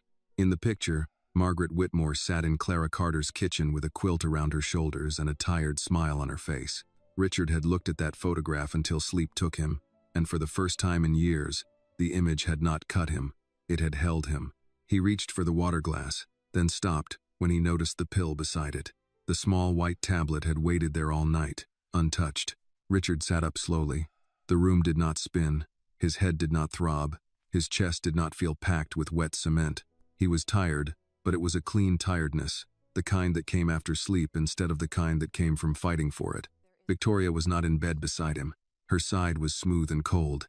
He found her in the morning room 20 minutes later, seated with coffee, a tablet, and a face arranged for battle. She looked up as he entered. "You slept," she said. "I did. No pill?" "No." Her fingers tightened around the cup. "Wonderful. Should I send Annie flowers?" Richard pulled out the chair across from her. "You could start with not saying her name like an accusation." Victoria set the cup down. "I am trying very hard not to say what I think. You usually don't struggle with that." Her eyes flashed. "Careful, Richard." He almost answered in the same tone, then stopped. Clara's voice came back to him. "Don't say it fast. Mean it slow." "I don't want to fight this morning," he said. "Then stop inviting it into my house." "Our house. My home," she said. "The one I kept presentable while you slept in chairs, forgot dinners, missed birthdays, and walked around like the dead were better company than the living." Richard absorbed the blow because part of it was true. Ethan came in before he could answer, wearing a running jacket and holding his phone. He noticed the air in the room and slowed. "Bad time?" Victoria took her coffee again. "Your father slept. We're all expected to celebrate." Ethan looked at Richard. "You did?" Richard nodded. "A few hours. That's good." "It is." Ethan glanced at his mother, then sat. "Grandma's photo is still in the library?" "On my nightstand now," Richard said. Victoria laughed under her breath. "Of course it is." Ethan turned to her. "Mom, why does that bother you so much?" Victoria stared at him. "Excuse me? I'm asking. Grandma was Dad's mother. Mrs. Carter helped her. Why is that an insult to us?" "Because you're young enough to think every story is as clean as it sounds, and you're angry enough to make every story dirty." The sentence surprised everyone, including Ethan. He looked down, then back up. "I'm sorry, but it's true." Victoria rose from the table. "I will not sit here and be judged by my husband and my son before breakfast." Richard stood too. "No one is judging you for being afraid." She turned on him. "Don't you dare make me small with that gentle voice." "I'm not." "Yes, you are. You have all become so noble." Richard, with his dead mother's note. Ethan with his sudden conscience. Annie with her wounded eyes. Clara with her cornbread wisdom. And I am what? The cruel wife? The jealous white woman in the way of everyone's healing? No one answered. That silence was answer enough. Victoria's face hardened. "Fine." She left the room, her coffee untouched. Ethan exhaled. "That went well." Richard gave him a tired look. "Sorry," Ethan said. "Not funny." "It was a little funny." Ethan smiled despite himself, then grew serious. "Dad, she's not going to let this go." "I know. What are you going to do?" Richard looked toward the window, where the morning sun touched the wet garden. "I'm going to stop letting peace depend on everyone pretending." That afternoon, Annie felt the change before she heard anything. Mrs. Whitmore passed her in the hall without speaking. That should have been a relief, but it was not. Victoria's silence had edges. It made the other staff nervous, even Mrs. Ellery checked the silver inventory twice and told Annie not to enter the West Wing unless asked. Annie kept busy. She polished the small table in the upstairs hall, changed towels in the guest bath, and carried a basket of linen down the back stairs. She did not hum. The urge sat at the back of her throat all day, but she pressed it down. Near 3, Mrs. Ellery found her in the pantry. "Mr. Whitmore would like the words you wrote down." Annie touched her apron pocket. "I have them. You may give them to him in the library." Door open. Annie nodded and walked through the service hallway, past the breakfast room, past the sitting room where everything had begun. The library door stood open.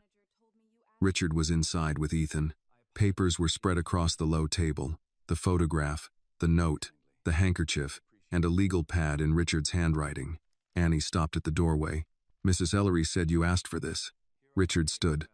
"Thank you." She handed him the folded page. He did not open it right away. Ethan nodded to her. "Hi, Annie. Good afternoon." Richard unfolded the paper carefully. Annie had written only the words she could remember. Some lines were incomplete. Some were just sounds Clara used when the words ran out. Richard read them once, then again, his face changing with each line. "That one," he said softly, pointing. "Sleep, child. The storm has feet but no hands." Annie nodded. "Mama says that part when thunder is loud. My mother used to say thunder was the sky moving furniture." Ethan smiled. "That sounds like her from the stories." Richard lowered the page. "Would you mind if I kept a copy? You can keep that one." "No, if it's in your hand, it belongs to you. I'll copy it." Annie did not know why that mattered, but it did. Ethan leaned back in his chair. "Dad wants to look through Grandma's old things." Richard gave him a look. "Ethan." "What? It's true." Annie stepped back slightly. "I should get back to work." Richard stopped her gently. "Before you go, I want you to know something. I've asked Mrs. Ellery to adjust your duties. You won't be assigned to private family rooms unless you agree. You won't be alone with anyone who makes you uncomfortable. And if Mrs. Whitmore speaks to you about anything beyond work, you may ask for Mrs. Ellery." Annie stared at him. "Sir, I don't want to cause problems." "You didn't cause them. She'll think I complained." "Lit here." That answer sounded simple, because he had the power to make it simple. Annie did not. Ethan seemed to understand. "Dad, maybe make it a household policy. For everyone. Not just Annie." Richard looked at him, then nodded. "You're right." Annie looked between them. "A policy? Respect in the workplace," Ethan said.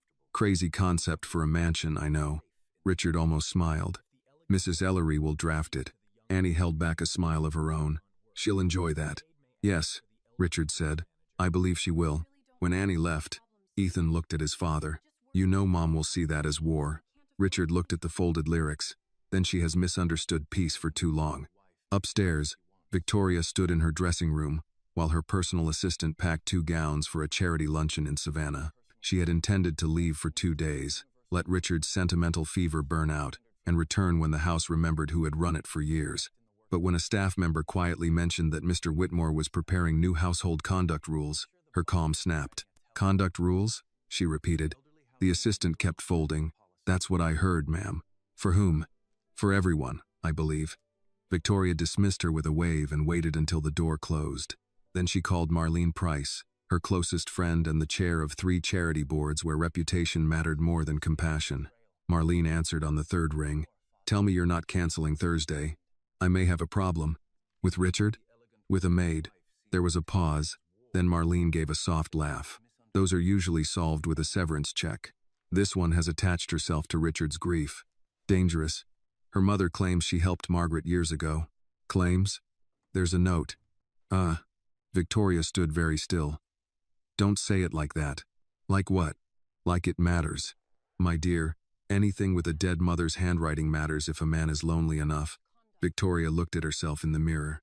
For a moment, she saw not a wife, not a hostess, not a woman wronged, but someone losing control of the story inside her own house. "What would you do?" she asked. Marlene did not hesitate. "Remove the girl before the story grows legs. She lives here for the month." "Then shorten the month." Victoria's eyes hardened. Richard won't allow it. Then don't make it about Richard. Make it about trust. After the call, Victoria stood by the window overlooking the service drive. Below, Annie crossed from the laundry entrance to the side garden with a basket of linens. She walked quickly, head down, careful as always. Victoria watched her with a cold clarity. The girl did not look dangerous. That was what made her dangerous. By evening, Richard had copied the lullaby by hand and placed Annie's original page in an envelope to return to her. He took his mother's old storage boxes from the upstairs archive. Letters, programs, photographs, a few diaries with brittle covers. Ethan joined him in the library. And for the first time in years, father and son sat together without a screen, a lawyer, or business between them. They found receipts from Fairmont Pharmacy, old appointment cards, a church bulletin with Margaret's handwriting in the margin. Nothing dramatic yet, only fragments. But fragments mattered now. Annie passed the library once with fresh towels and saw them bent over the boxes. Richard looked up. "Annie," he said. "I copied the song. Thank you." She nodded. "You're welcome, sir. Tell your mother I'm looking." Annie understood. Not looking for money. Not looking for a way to repay and close the matter. Looking for Margaret. Looking for the part of himself he had buried beside her. "I'll tell her." That night, Annie returned to her small room and found an envelope slipped under her door. For one fearful second, she thought it was from Victoria, but the handwriting on the front was neat and formal. For Annie Carter. Inside was her original page of lullaby lyrics and a note from Richard. "You trusted me with something that belonged to your mother. I am returning it because some things should not be taken, even with gratitude. Thank you." Annie sat on the bed and read it twice. Across the house, Richard fell asleep with Margaret's diary open beside him. Down the hall, Victoria did not sleep at all. She sat at her vanity in the dark, turning a diamond bracelet around her wrist, thinking about trust, appearances, and how easily a story could be bent if enough people heard the wrong version first. The next morning, Victoria did not come down for breakfast. Her absence should have made the house easier to breathe in, but it did the opposite. Annie noticed how the staff moved with extra care, how Mrs.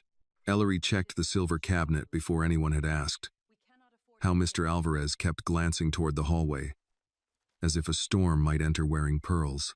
Richard stayed in the library with Ethan until noon, sorting through Margaret's old boxes.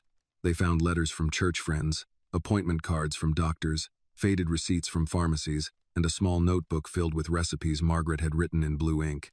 Nothing in the boxes accused anyone. Nothing explained why Margaret had spent those nights in Clara's kitchen, or why the lullaby had traveled from one mother to another.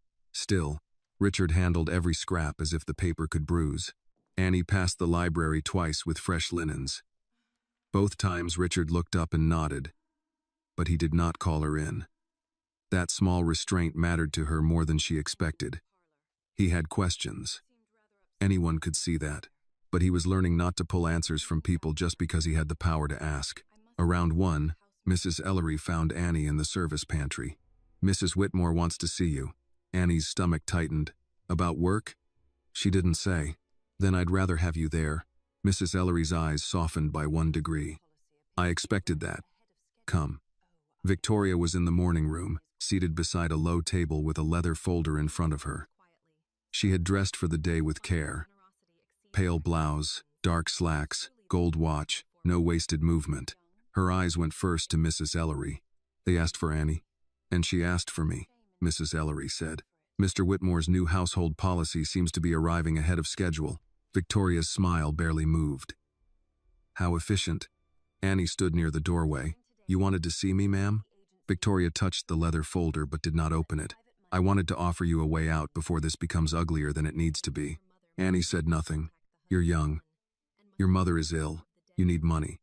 There is no shame in that."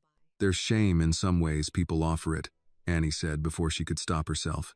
Mrs. Ellery's eyes flicked toward her, not warning exactly, but caution. Victoria opened the folder. Inside was a document and a check. Annie saw enough zeros to make her breath catch. "This is a severance agreement," Victoria said. "You will resign effective today. You will return to the agency with an excellent reference. Your mother will receive medical assistance for 1 year, through a private fund. In exchange, you and Mrs. Carter will not contact my husband again. You will not speak about Margaret Whitmore, this house, that song, or any private family matter. Annie stared at the check.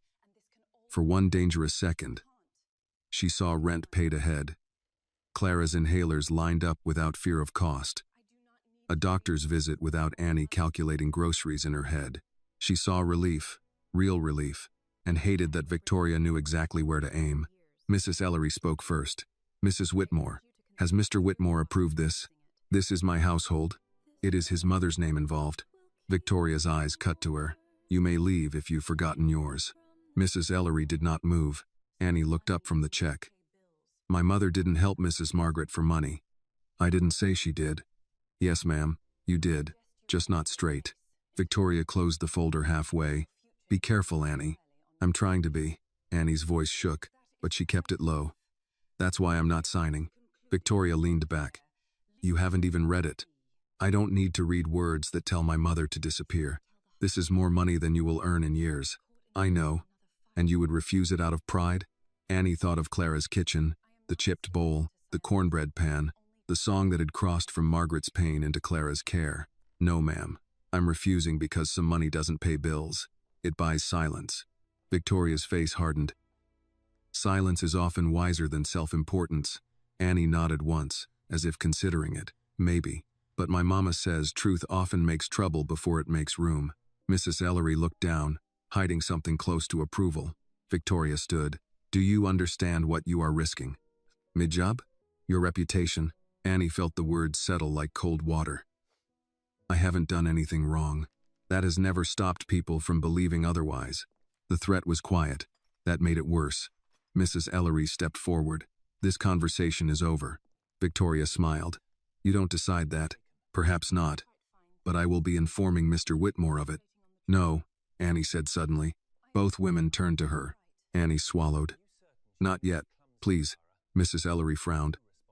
Annie, if Mr. Whitmore hears this now, it becomes another fight between him and Mrs. Whitmore with me standing in the middle. I don't want that. Victoria looked pleased. At least someone here has sense. Annie met her eyes. I didn't say I was scared into silence, ma'am.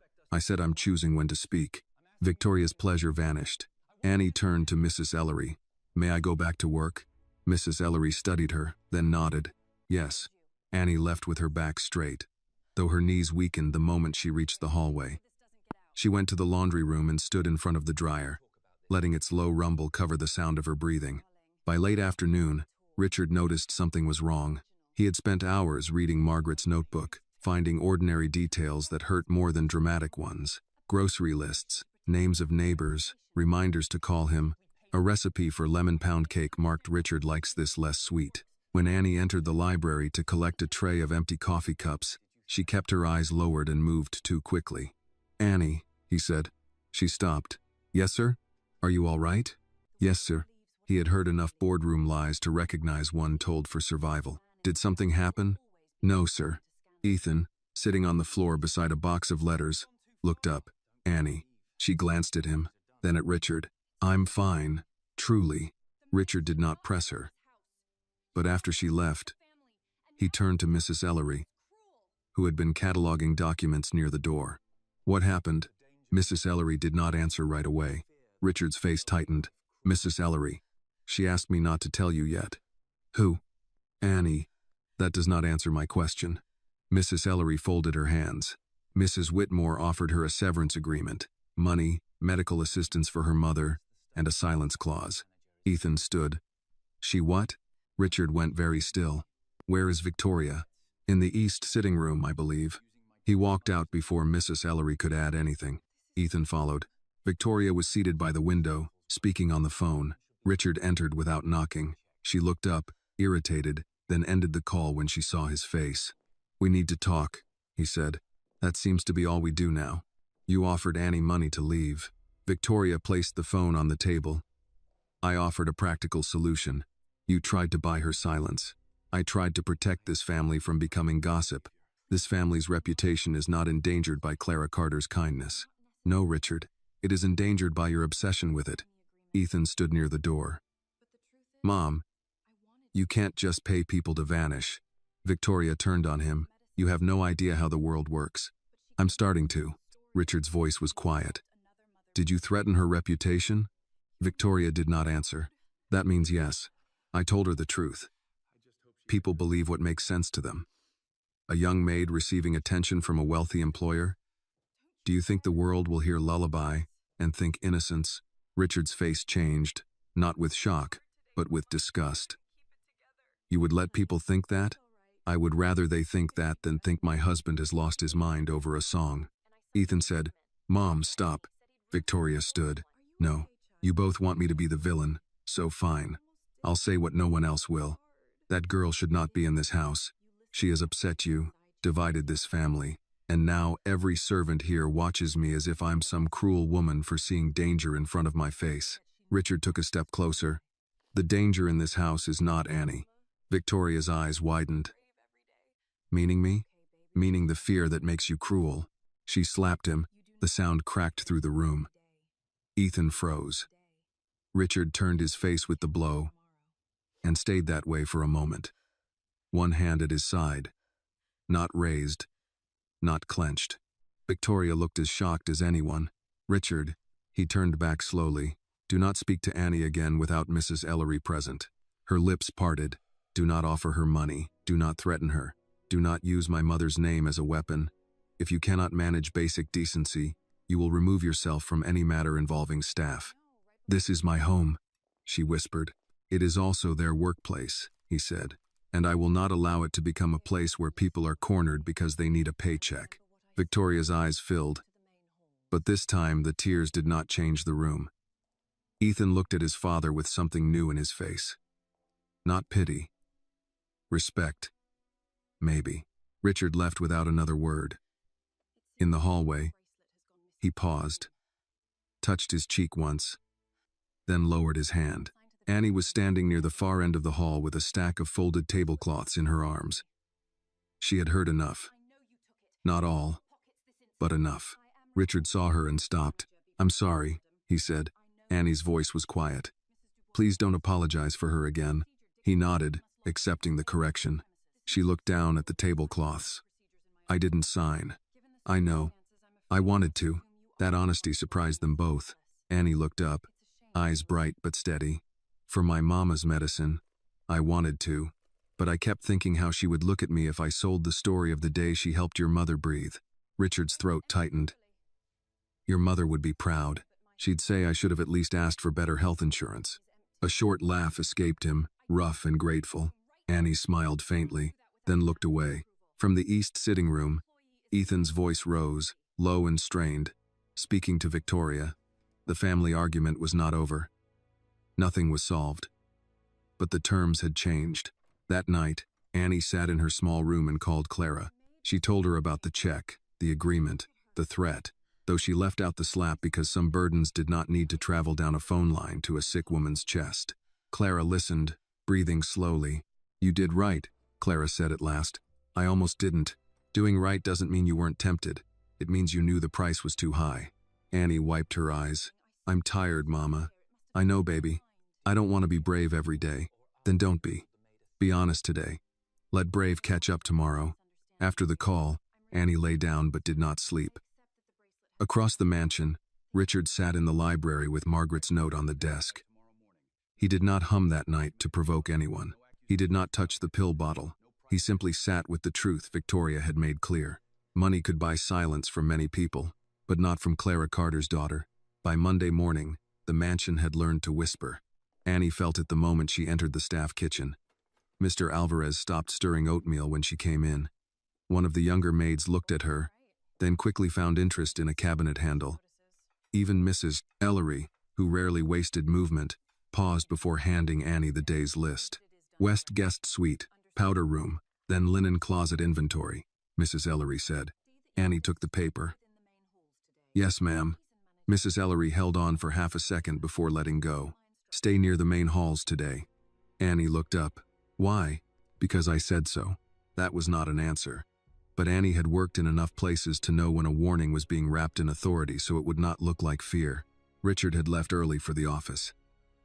Ethan had gone with him, which meant the house belonged to Victoria, in the way it always had before the song came. Not legally, not completely, but in mood, in temperature, in the way staff lowered their eyes when her footsteps approached. Annie kept her head down and worked. She changed pillowcases in the West guest suite, wiped the mirror in the powder room, replaced hand towels, and checked the tiny soaps lined in a silver tray no guest had touched. She did not hum. The silence no longer felt like obedience. It felt like being watched through a keyhole. Near noon, she was in the linen closet counting tablecloths when Victoria appeared behind her. Annie turned at once. Mrs. Whitmore. Victoria's cheekbones looked sharper than usual. Her makeup was perfect, but her eyes had the flat brightness of someone who had not slept. She held one wrist with her opposite hand, twisting a diamond bracelet slowly. "I'm missing something," Victoria said. Annie stepped back from the shelf. "Ma'am? My diamond bracelet, the narrow one. Ethan gave it to me for my birthday." Annie's stomach tightened. "I'm sorry to hear that." Victoria's gaze moved over the shelves, the folded linen, Annie's apron. "You cleaned my dressing room yesterday." "No, ma'am. I haven't been assigned to your dressing room since Mr. Whitmore changed the schedule." Victoria smiled without warmth. "Are you certain?" "Yes, ma'am." "Interesting, because I left it on my vanity." Annie felt her throat close. "I didn't go in there." Victoria stepped closer. "Open your pockets." Annie stared at her. "Mrs. Ellery said if you needed to speak to me." "I am not speaking. I am asking you to show me your pockets." "Ma'am, I didn't take anything." "Then it should be simple." Annie's hands curled at her sides. "I would like Mrs. Ellery here." Victoria's face hardened. "You work in my house, and I would like Mrs. Ellery here," Annie repeated, her voice shaking but clear. For a moment, Victoria looked as if she might grab the apron herself. Then footsteps sounded, and Mrs. Ellery came around the corner with a clipboard in hand. "I heard voices," she said. Victoria did not look away from Annie. "My bracelet is missing." Mrs. Ellery's expression changed very little. "Have you checked your dressing room?" "I checked enough. Then we will follow procedure." Victoria laughed. "Procedure? In my own home?" "Yes," Mrs. Ellery said, "especially in your own home." Within 10 minutes, the staff had gathered near the service hall. Annie stood by the laundry room door, face hot, hands cold. Mrs. Ellery had insisted on a witness. So, Mr. Alvarez stood near the pantry, grim and silent. 2 maids hovered by the wall. Victoria stood in the center of them all, no longer pretending this was private. "Search her bag," Victoria said. Annie's eyes burned. "You don't have to do this in front of everyone." Victoria's voice stayed calm. A thief rarely gets to choose the setting. Mr. Alvarez muttered something in Spanish under his breath. Mrs. Ellery shot him a look, then turned to Annie. "May I inspect your bag?" Annie wanted to say no. She wanted to walk out, call her mother, and never step through any Whitmore door again. But she saw the trap. If she refused, Victoria would use that too. "Yes, ma'am." Mrs. Ellery opened Annie's purse carefully on the folding table. Wallet, bus card, lip balm, a small pack of tissues, phone charger, a folded church bulletin Clara had tucked inside Annie's bag that morning. No bracelet. "Pockets," Victoria said. Mrs. Ellery looked at Annie.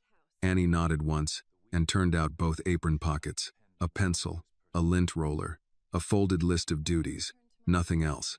Victoria's mouth tightened. "Her room," Victoria said. Annie looked up sharply. "No." Victoria's eyes flashed. "No? My mother's picture is in there. My clothes, my things, and perhaps my bracelet." Mrs. Ellery spoke before Annie could. "We will not search an employee's room without Mr. Whitmore's approval." Victoria turned on her. "You forget yourself." "No, ma'am. I remember my job." The hallway went silent. Victoria lifted her phone. "Then I'll call him." "Please do," Mrs. Ellery said. Victoria did not call Richard. Instead, she lowered the phone slowly, as if reconsidering for Annie's benefit rather than her own. "Fine. We wait." But waiting did not stop the shame.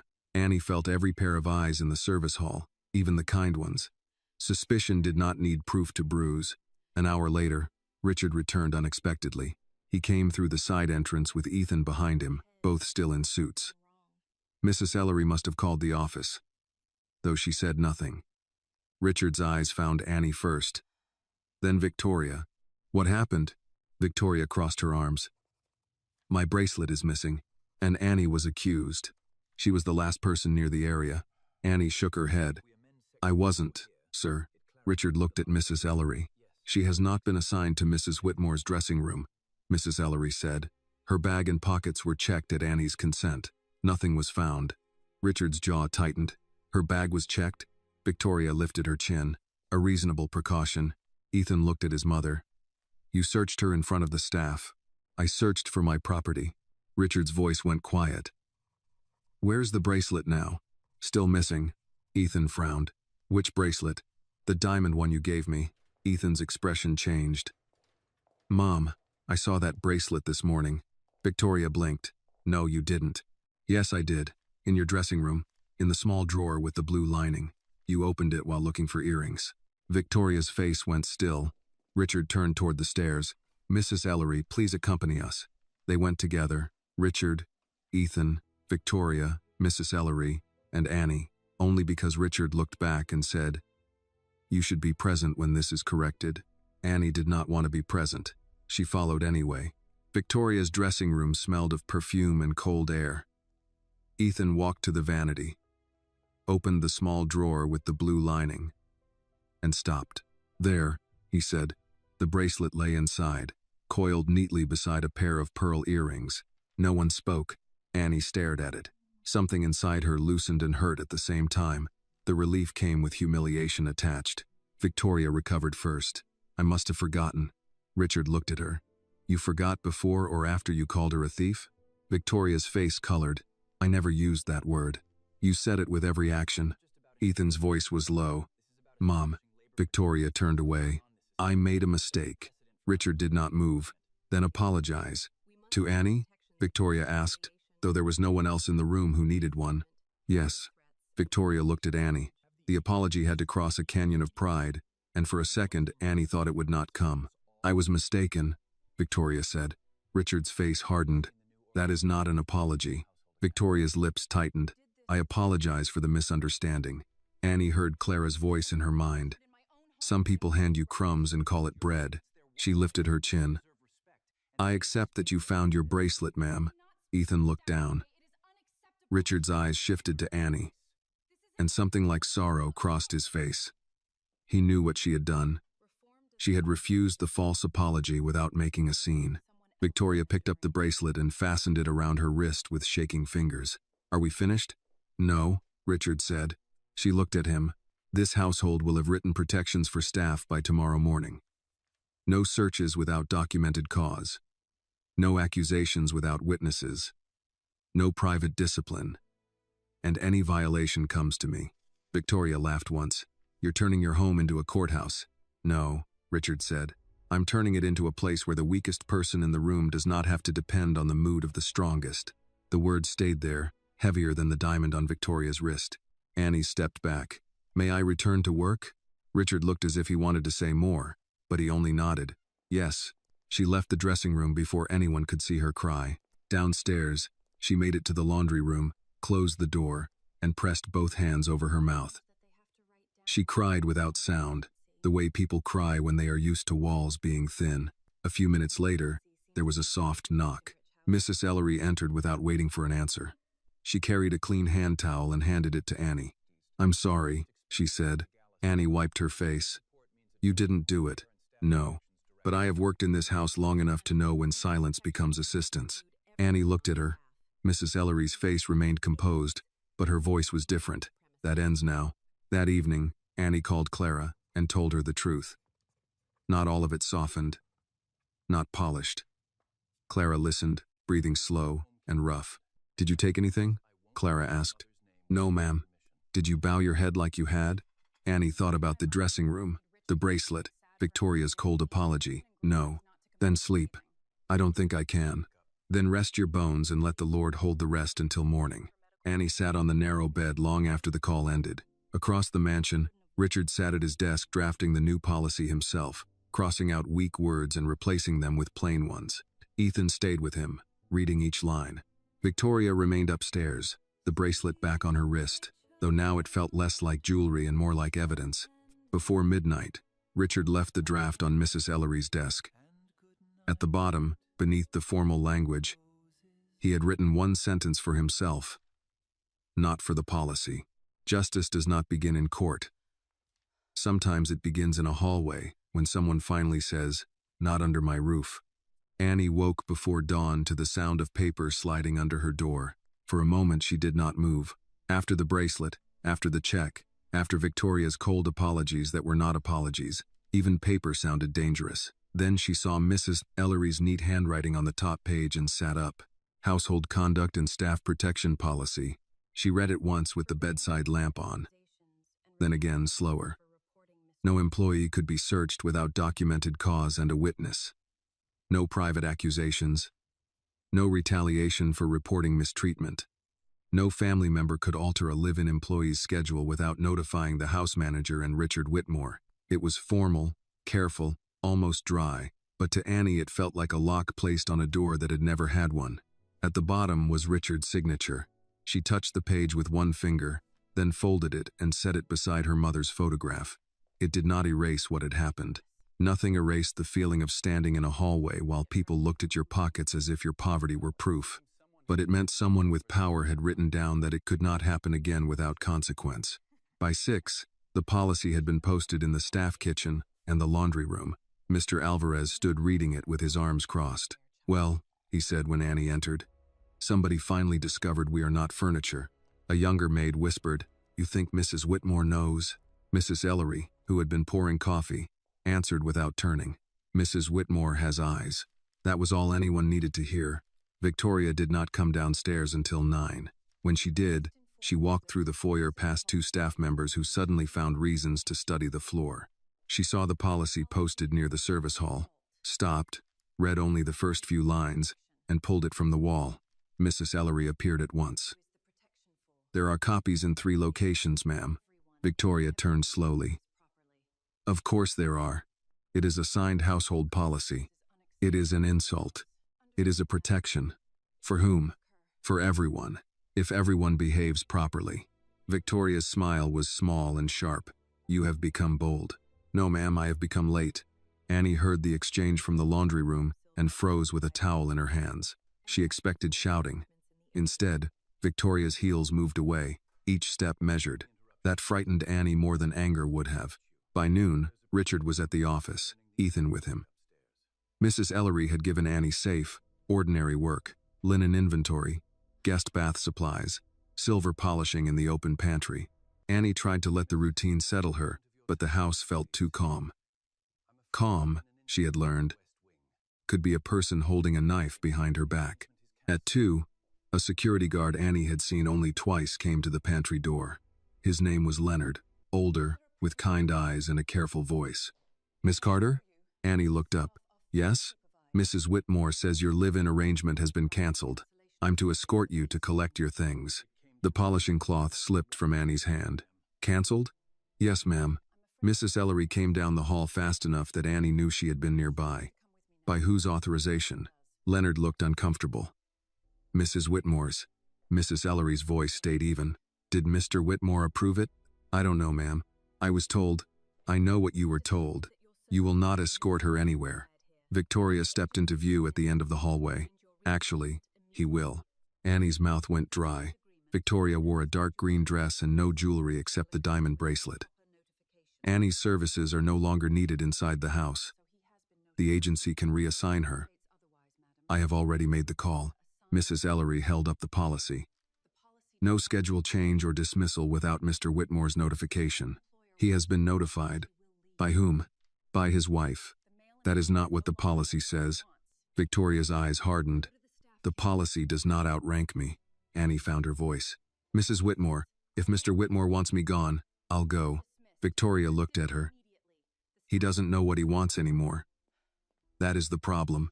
Mrs. Ellery stepped between them. "Annie, go to the staff kitchen." "No," Victoria said. "She will pack." Leonard looked from one woman to the other and clearly wished he had chosen a different profession. Annie's hands trembled, but she bent to pick up the polishing cloth. "May I call Mr. Whitmore?" Victoria laughed softly. "You think you can call my husband whenever you please now?" "No, ma'am. I think if I'm being dismissed from his house, He should know before I'm put out of it. Mrs. Ellery nodded once. Use the office phone. Victoria moved fast. If you make that call, you will prove everything I have said about you. Annie stopped. There it was again. Not a shout, not an accusation plain enough to fight, but a stain poured slowly toward her name. She could imagine the story already. The maid who got too close, the maid who called the rich man directly, the maid who refused to leave his home. Mrs. Ellery saw the hesitation.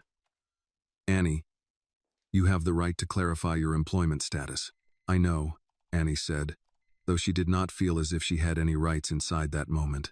She walked to the office phone in the staff kitchen and dialed Richard's office number from the card Mrs. Ellery had once posted beside the emergency contacts. Her pulse beat in her throat. A receptionist answered. Whitmore Group, Executive Office. This is Annie Carter from Mr. Whitmore's residence. I'm sorry to bother him. There's a question about my employment. One moment. Victoria stood in the kitchen doorway, arms folded. Leonard remained behind her, silent. Mrs. Ellery stood beside Annie like a witness. Richard came on the line less than a minute later. Annie? The sound of his voice nearly broke her. Yes, sir. I'm sorry to call. What happened? Annie looked at Victoria. Mrs. Whitmore says my live-in arrangement has been cancelled and that I should pack. There was a pause. Then Richard's voice changed. Do not pack. Do not leave. Put Mrs. Ellery on. Annie handed the receiver to Mrs. Ellery. Yes, sir, Mrs. Ellery said. She listened, eyes on Victoria. Understood. Yes, I will wait. She hung up. Victoria's voice was tight. Well, Mr. Whitmore is coming home. For heaven's sake. And until he arrives, Annie remains where she is. Victoria looked at Annie with a hatred so controlled it felt clean, polished, and old. You must be very proud. Annie was not proud. She was tired, and scared, and ashamed that defending her job felt like stealing air. But she remembered the policy on the wall. Richard's signature. Clara's voice. I'm just trying to work, ma'am. Richard arrived 34 minutes later. Annie knew because everyone heard the car before it reached the front steps. The house seemed to draw a breath. Ethan came in behind him, still in his suit, phone in hand, jaw set. Richard did not go to the sitting room. He came straight to the service hall, where Victoria waited as if this were a meeting she had chosen. Why was Annie told to pack? He asked. Victoria lifted her chin. Because this situation has become untenable. That wasn't my question. She is disruptive. She folds towels and sings when she thinks no one is listening. She calls you at the office now, because you tried to remove her after I signed a policy saying you couldn't. Victoria's voice rose. Because you signed that policy to humiliate me. No, I signed it because you humiliated her. Ethan stepped forward. Mom, you can't keep doing this. Victoria turned on him. And you can't keep speaking to me as if you understand marriage, or grief, or what it means to be replaced in your own home. Richard's face softened for a second, but he did not move toward her. No one is replacing you. She is. Annie looked up, startled. Victoria pointed at her. She walks in here with that song. That mother. That story. And suddenly every failure in this family has a name that isn't yours. Suddenly I am cruel. And she is pure. Do you know what that feels like? Richard answered quietly. It feels like guilt looking for somewhere else to live. Victoria recoiled as if he had struck her. No one spoke. Even Mrs. Ellery looked down. Richard took a breath. Annie, I owe you clarity. Your job remains. Your room remains. Your schedule will be handled by Mrs. Ellery and approved by me. If you want to leave, I will understand. If you want to stay, you are protected. Annie's voice was small. I want to stay until the month is finished. I gave my word. Richard nodded. Then you stay. Victoria laughed, but there were tears under it. Of course, let the girl stay. Let her mother come and go. Let Margaret's ghost sit at breakfast. What do I matter? Ethan said. Mom, you matter, but you don't get to hurt people just because you're hurting. For the first time, Victoria had no quick answer. Richard turned to Leonard. No employee is to be removed from this property without confirmation from Mrs. Ellery and me. Is that clear? Yes, sir. Thank you. Leonard left, relieved. Victoria stood alone for a moment, surrounded by people she could no longer command into silence. Then she walked away, slower than usual. Annie exhaled shakily. Richard looked at her. I'm sorry. She almost told him again not to apologize for Victoria.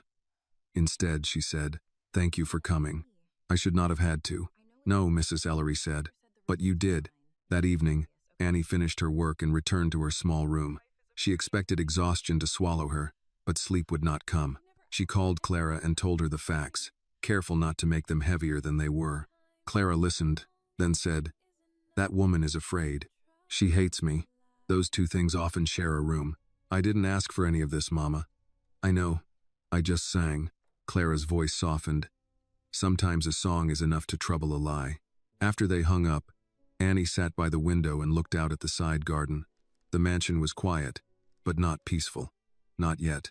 Upstairs, Richard stood outside the closed door of the bedroom he shared with Victoria and did not go in. Instead, he walked to the library, took out Margaret's note, and placed it beside the new household policy. 1 page from the past, 1 page for the present.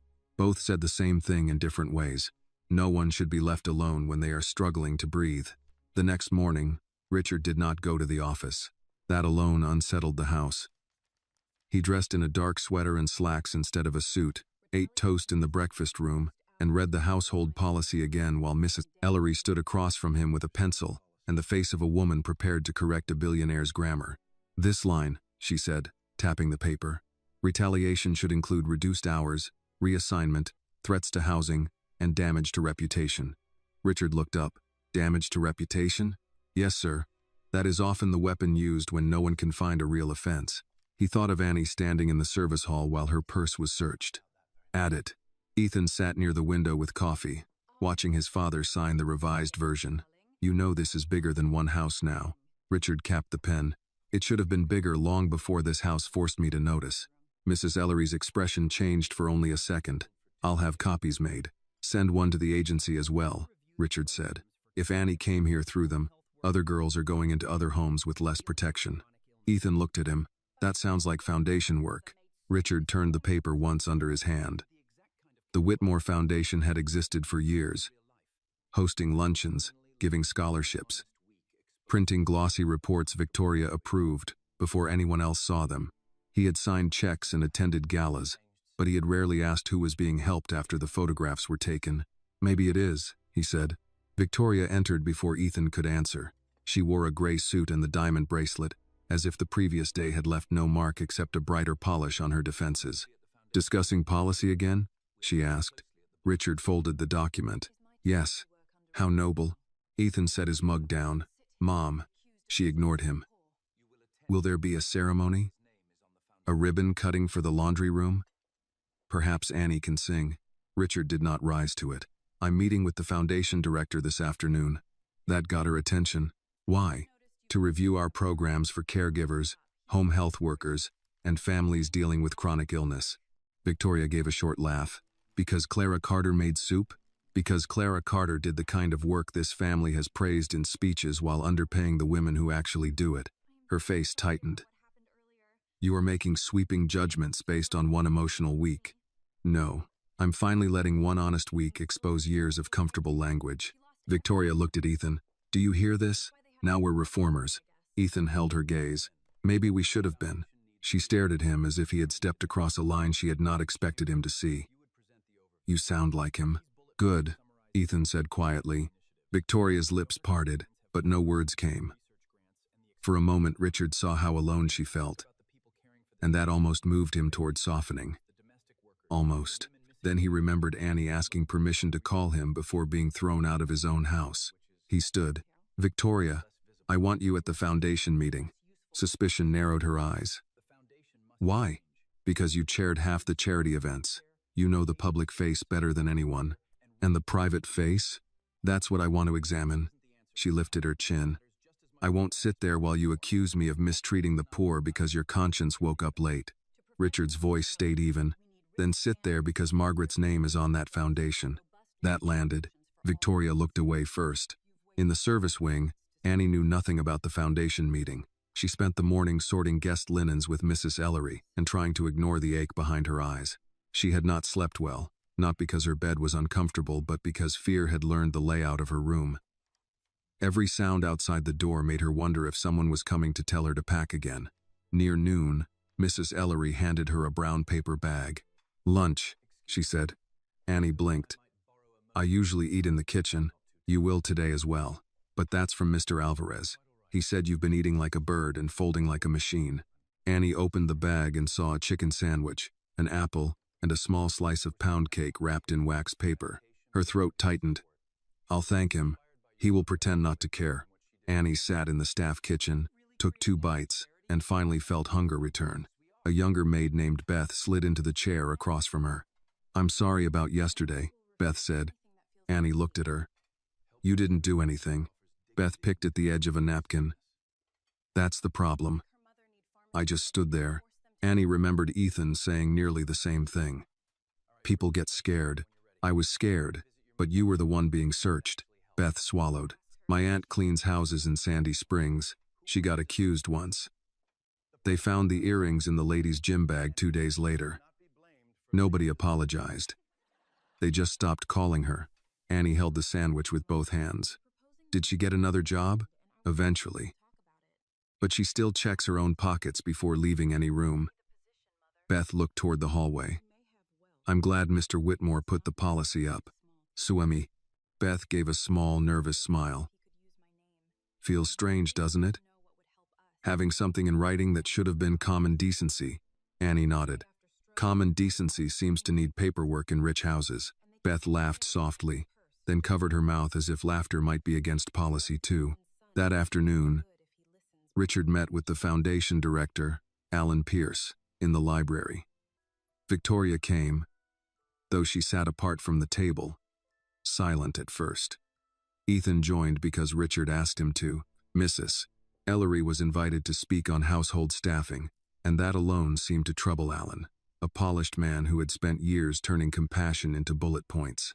"We already support medical initiatives," Alan said, flipping through a folder. "Hospital wings, research grants, annual donor campaigns." Richard looked at him. "I'm asking about people caring for the sick at home. Family caregivers, domestic workers, women who miss wages because someone they love can't breathe without help." Alan hesitated. "That's less visible," Victoria murmured, "meaning less useful for publicity." Richard turned to her. She shrugged. "Don't look surprised. You wanted the private face." For once, her bluntness helped. Richard nodded. "Then we change it. I want a fund for home care support, medication assistance, respite care, transportation to clinics. Real things." Alan wrote quickly. "We can design a pilot." "No gala first," Richard said. Alan looked wounded. "Awareness is important. So is rent." Ethan glanced down to hide a smile. Mrs. Ellery spoke from the side chair. "And labor protections." Alan looked at her as if remembering she was there. "For healthcare workers?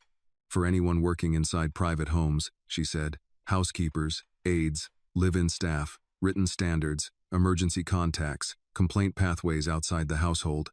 Victoria looked at Mrs. Ellery for a long moment. "You've been waiting to say that." "Yes, ma'am," Mrs. Ellery replied. "For about 22 years. Even Richard stared. The room shifted. Alan cleared his throat and wrote faster. By evening, the first outline of the Margaret Home Care Initiative sat on Richard's desk. He did not name Clara yet. He would not put her name on anything without asking. That was a lesson he had learned. After dinner, Richard found Annie in the service pantry stacking plates. "Do you have a moment?" he asked. Annie looked toward the hall automatically. "Mrs. Ellery is in the kitchen," he added. "Door open." She nodded. "Yes, sir." He stayed by the doorway. "I wanted you to know I'm meeting with the foundation about a home care fund. Medication support, caregiver relief, staff protections. It came from what your mother did for mine, but I won't use her name unless she agrees." Annie absorbed that slowly. "You're making a charity because Mama made soup?" Richard smiled faintly. "Your mother's soup seems to be causing a great deal of reform." Annie's mouth twitched. Then her eyes grew serious. "She'll say no if it feels like pity. Then help me make sure it doesn't." Annie looked down at the plates. "People like my mama don't need rich folks feeling sad for an afternoon. They need the pharmacy not to make them choose between breathing and groceries." Richard nodded. "That sentence belongs in the proposal." She looked alarmed. Please don't put my name on it. I won't. Good. He hesitated. Would you ask her if I may visit again? Not for a dinner. Not for a speech. Just to speak with her about what would actually help. Annie studied him. He looked sincere, but sincerity from powerful men still required caution. I'll ask, she said, but if she says no, it means no. It does. From the kitchen, Mr. Alvarez called. Annie, those plates are not going to stack themselves. And I refuse to be blamed for rich people eating dessert late. Annie smiled despite herself. I should go. Richard stepped aside. Thank you. That night, Annie called Clara and told her about the proposed fund. Clara listened quietly, then sighed. Lord, she said, that man does not know how to thank small. He asked before using your name. That's something. He wants to know what would help people like us. Clara was silent long enough that Annie thought she had fallen asleep. Mama, I'm thinking of Mrs. Boyd down the street, who waters down her breathing treatments to make them last, and Mr. Lyle, whose daughter missed 2 weeks' pay after his stroke, and your Aunt May, who kept an inhaler in every purse because she didn't trust luck. Clara exhaled. Maybe Margaret's boy can do some good if he listens before he writes checks. So you'll talk to him? I'll talk. That doesn't mean I'll let him put my name on a building. Annie smiled. I know. After the call, Annie lay back and felt, for the first time in days, that the song had not only brought trouble, it had brought witnesses. Beth, Mrs. Ellery, Ethan, Richard, even Victoria, in her own painful way, had forced the truth to step into the open. Upstairs, Victoria stood alone in Margaret's old sitting room. She had not entered it in years except to supervise cleaning. On the small writing desk lay a framed photograph of Margaret, younger than in Clara's picture, smiling beside Richard as a boy. Victoria picked it up. What did you do to this house? She whispered. Of course, Margaret did not answer. The dead rarely defended the living from themselves. Victoria set the frame down and looked at her own reflection in the dark window. For the first time, she did not look angry. She looked afraid. By the next afternoon, Richard understood that change inside a private house was one thing. Change with a family name attached to it was another. Alan Pierce arrived with 3 binders, 2 assistants, and the nervous smile of a man who preferred charity to stay polished. Ethan brought his laptop. Mrs. Ellery brought a folder of notes written in her small, exact handwriting. Victoria came last, dressed in navy, quiet, and for once not carrying a weapon in her voice. They met in the library because Richard wanted Margaret's photograph on the table, not the formal portrait from the staircase, but the one from Clara's kitchen, his mother wrapped in a quilt, sitting where kindness had found her without appointment or invitation. Alan opened the first binder. We've drafted language for the Margaret Whitmore Home Care Fund. Richard looked at Annie, who stood near the doorway with Mrs. Ellery. She had not asked to attend, but Clara had sent 2 pages of suggestions through her daughter, and Richard wanted Annie present if she was willing. Annie had agreed only after Mrs. Ellery promised she could leave any time. Not final, Richard said. Mrs. Carter hasn't approved her involvement. Alan adjusted his glasses. Of course, the working title is internal. Victoria's eyes moved to the photograph, then away. Ethan leaned forward. Start with what it actually does. Alan turned a page. Medication grants, transportation vouchers, temporary respite care, support for home health aides, emergency assistance for unpaid family caregivers. Plain English, Mrs. Ellery said. Alan blinked. Excuse me? If a tired daughter reads this at midnight while her mother is coughing in the next room, she should know where to call and what help she can get. She should not need a lawyer to understand compassion. Ethan looked at Richard and murmured, "Put that in the proposal." Alan gave a tight smile and wrote it down. Annie kept her hands folded in front of her. She had brought Clara's notes in a yellow envelope. One page listed real needs in blunt language: inhalers, rides, paid time off, someone to sit with the sick so caregivers could sleep, emergency groceries when medicine ate the week's money. The other page had only one sentence at the top: don't make poor people prove they are suffering just to be treated like people. Richard read that sentence twice before the meeting began. Victoria had read it too. Annie knew because she saw the way Mrs. Whitmore's face changed when the paper passed through her hands. Not soft exactly, but less certain. Alan moved to the budget. Numbers filled the page. Richard listened, asked questions, crossed out anything that smelled like a gala before service. When Alan suggested a launch luncheon, Richard said, "No luncheon until the first 100 families are helped." "That reduces visibility," Alan said. "It increases usefulness." Ethan smiled at his laptop, then Alan cleared his throat. "There is one sensitive matter. If Mrs. Carter's story becomes part of the Foundation narrative, press may ask about the household employee connection." Annie looked down. Richard's voice cooled. "Annie is not a narrative." "Of course not," Alan said quickly. "I only mean," Victoria interrupted, surprising everyone. "You mean people will turn her into one if we let them?" The room went still. Victoria looked at Annie. "And they will not be kind." Annie did not know how to answer. Coming from anyone else, it might have sounded protective. From Victoria, it sounded like a truth dragged out by force. Richard watched his wife. "Then we don't use her name." "Or Clara's," Annie said. All eyes turned to her. She swallowed. "Not unless Mama says yes. And even then, don't make her into some poor woman in a story rich people tell to feel better. She hates that." Victoria's mouth moved slightly, almost a smile and almost not. "Your mother is a sensible woman." Annie looked at her, uncertain. Richard nodded. "No names without permission, no photographs, no interviews. The work comes first." Alan wrote again. The meeting lasted 2 hours. By the end, the fund had a shape. Not perfect, not complete, but real enough to trouble the old order of things. Ethan offered to help build a transparent reporting system. Mrs. Ellery insisted on a separate staff protection initiative for domestic workers placed through agencies. Richard approved both. Alan looked as if he had aged 3 years. When the others began gathering papers, Victoria remained seated. "There's something else," she said. Richard paused. "What is it?" Victoria's fingers rested near the edge of the table. "No bracelet today." Annie noticed that before anything else. "I owe Annie an apology," Victoria said. The room quieted in a way that made every small sound sharper. Paper sliding into folders, Ethan's chair creaking, the clock ticking near the fireplace. Victoria did not look at Richard. She looked at Annie. "I accused you without cause.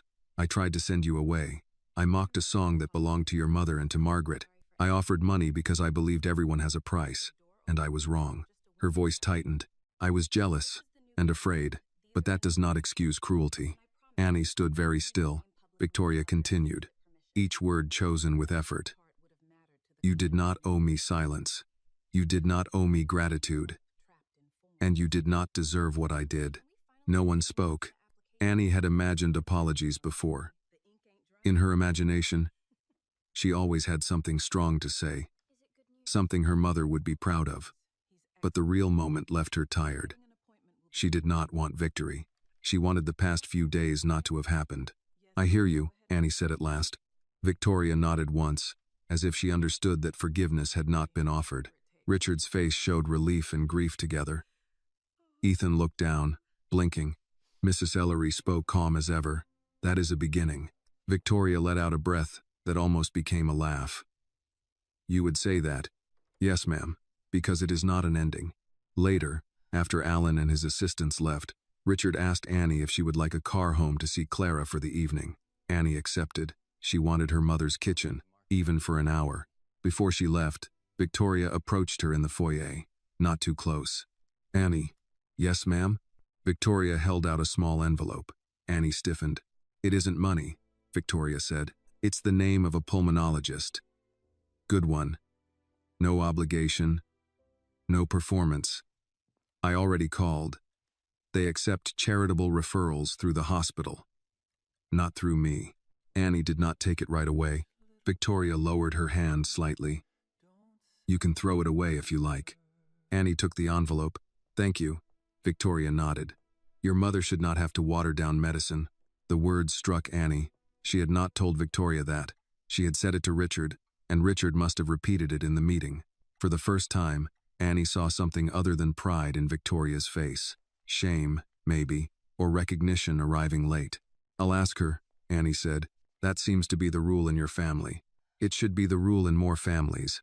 Victoria looked at her, then nodded once. "Yes, it should." When Annie arrived at Clara's house, The evening sun sat low over the street.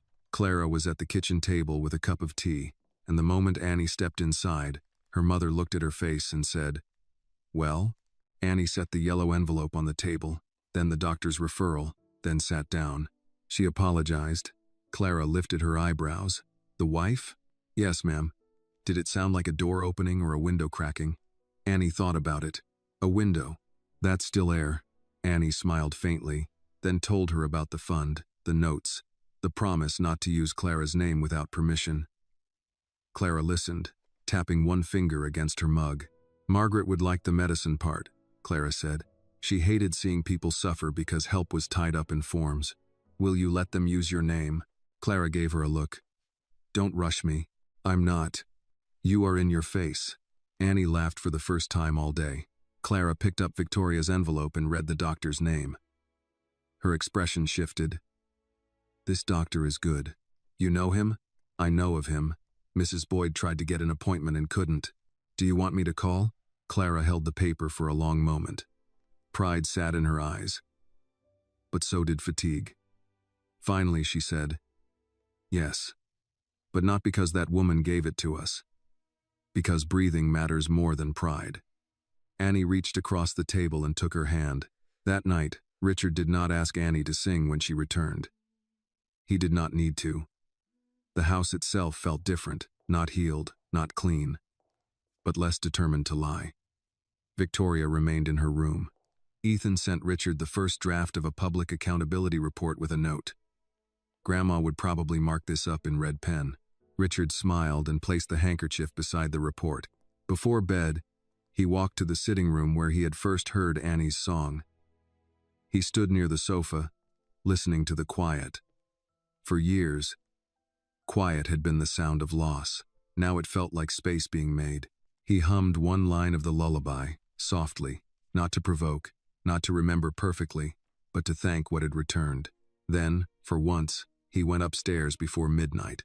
3 months later, the first checks from the Margaret Home Care Fund went out without a photographer in the room. Richard had insisted on that.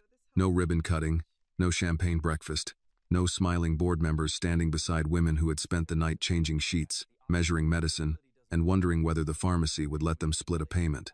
The first payments went to people who needed inhalers, oxygen tanks, rides to appointments, a few hours of paid respite, and groceries after hospital bills had swallowed a week's wages. Alan Pierce complained once that the fund needed visibility.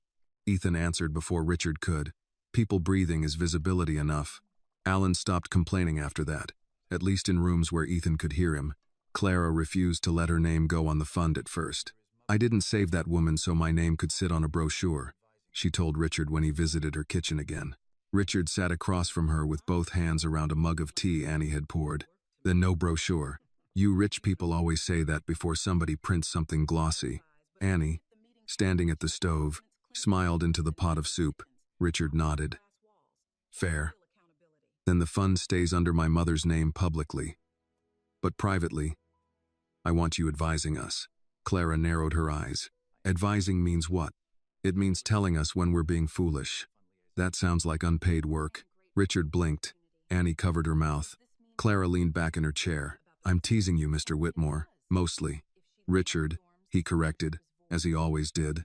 "Don't rush me," Clara said, as she always answered. In the end, Clara agreed to serve as a community advisor, but only if meetings happened sometimes in church basements, clinic waiting rooms, and neighborhood kitchens, not only in offices with glass walls. Richard agreed. He had learned that wisdom did not always arrive wearing a suit. Annie finished her live-in month at the Whitmore house and did not renew it. Richard did not ask her to stay. That mattered. He offered instead to connect her with the scholarship office attached to the new fund, and Annie accepted only after Clara read every page twice, and Mrs. Ellery reviewed the paperwork like a judge who distrusted fine print. The scholarship covered nursing school. When Annie received the letter, she sat at the Carter kitchen table and stared at it until Clara said, "Baby, either read it out loud or let me call the neighbors to read your face." Annie laughed and cried at once. "I got it." Clara closed her eyes. "Thank you, Lord. It says full tuition. Then don't sit there like tuition has legs. Get up and hug your mama." Annie did. At the mansion, life did not become perfect. Houses built on old habits rarely changed because one policy was signed and one apology spoken. But the service entrance no longer felt like a mouth swallowing people without names. Staff meetings happened monthly. Complaints could be made without passing through Victoria. Mrs. Ellery had more authority and used it with the calm satisfaction of a woman who had waited 22 years for proper tools. Victoria changed slowly, unevenly. Some days she was almost gracious. Other days her pride returned in small cuts. But she no longer mocked Annie's song, no longer spoke of Clara as if kindness were a scheme, and no longer wore the diamond bracelet every day. Once, at a foundation meeting, she corrected Alan when he used the phrase, low-skilled help. Care work is not low-skilled, Victoria said, surprising the room and perhaps herself. It is respected. Richard looked at her then, and she looked away first, but not with anger.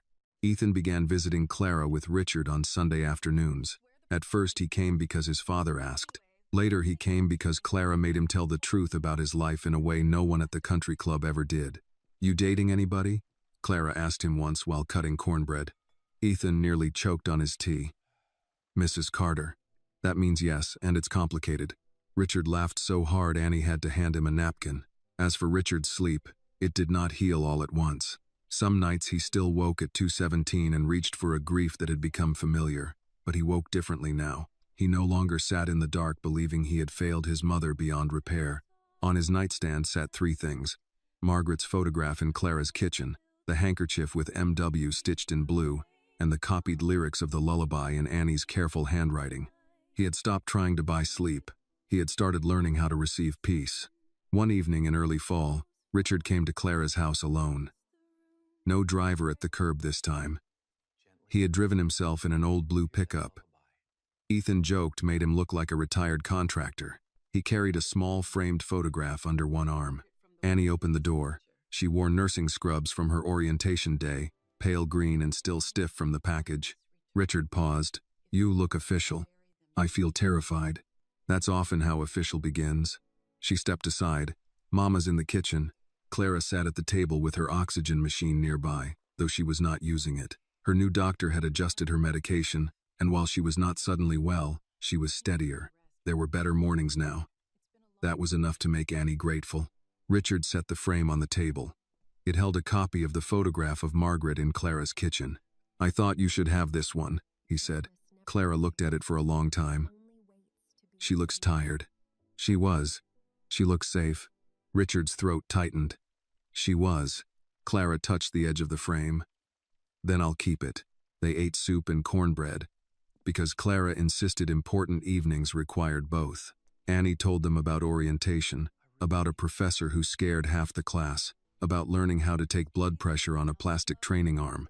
Richard listened with the attention of a man who had finally learned that other people's ordinary details were not small. After dinner, rain began. Not a storm, just a steady fall against the porch roof. Richard grew quiet. Annie noticed. You all right? She asked. He nodded. Rain used to keep me awake. Clara glanced at Annie. Not rain, memory. Richard accepted that. Yes, ma'am. Annie rose to clear the bowls, but Clara caught her wrist. Leave them. Mama, they'll crust. Let them. Sing a little. Annie looked at Richard. Only if you want. He smiled faintly. I do, but not because I need it. Then why? Because I finally know where it came from. Annie sat back down. She began softly, not performing, not serving, not proving anything, just singing. The lullaby moved through the small kitchen the way it had moved through Clara's tired nights, Margaret's pain, Richard's childhood, and the polished sitting room where everything changed. Clara closed her eyes. Richard folded his hands on the table and listened. When Annie finished, the rain filled the quiet. Richard looked at her and asked, gently this time, without fear, without demand, without the ache of a man begging the past to explain itself. Where did you hear that lullaby? Annie smiled and looked at her mother. From Mama. Clara tapped the photograph of Margaret. And I heard it from her. Richard looked at the picture. Then I suppose my mother gave it away, so it could find its way back. Songs do that, Clara said.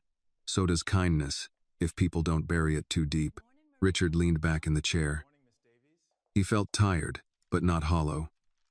Outside, rain moved through the gutters. Inside, the kitchen smelled of broth, cornbread, and tea. No marble foyer, no boardroom, no pill bottle, no performance. Just a family that had not been born together, sitting inside a debt that had become a blessing. Later, while Clara and Annie spoke softly near the sink, Richard drifted in the chair. He did not mean to sleep. He only closed his eyes for a moment and let the sound of their voices settle around him. In his dream, he stood on a porch he did not recognize. His mother was there, younger than he remembered and older than he had ever known her, smiling beside Clara, as if they had been waiting for him to stop running. Margaret touched his cheek. "Now you know, my son," she whispered. "Kindness never dies. It only waits to be remembered." When Richard woke, Annie had placed a quilt over his shoulders.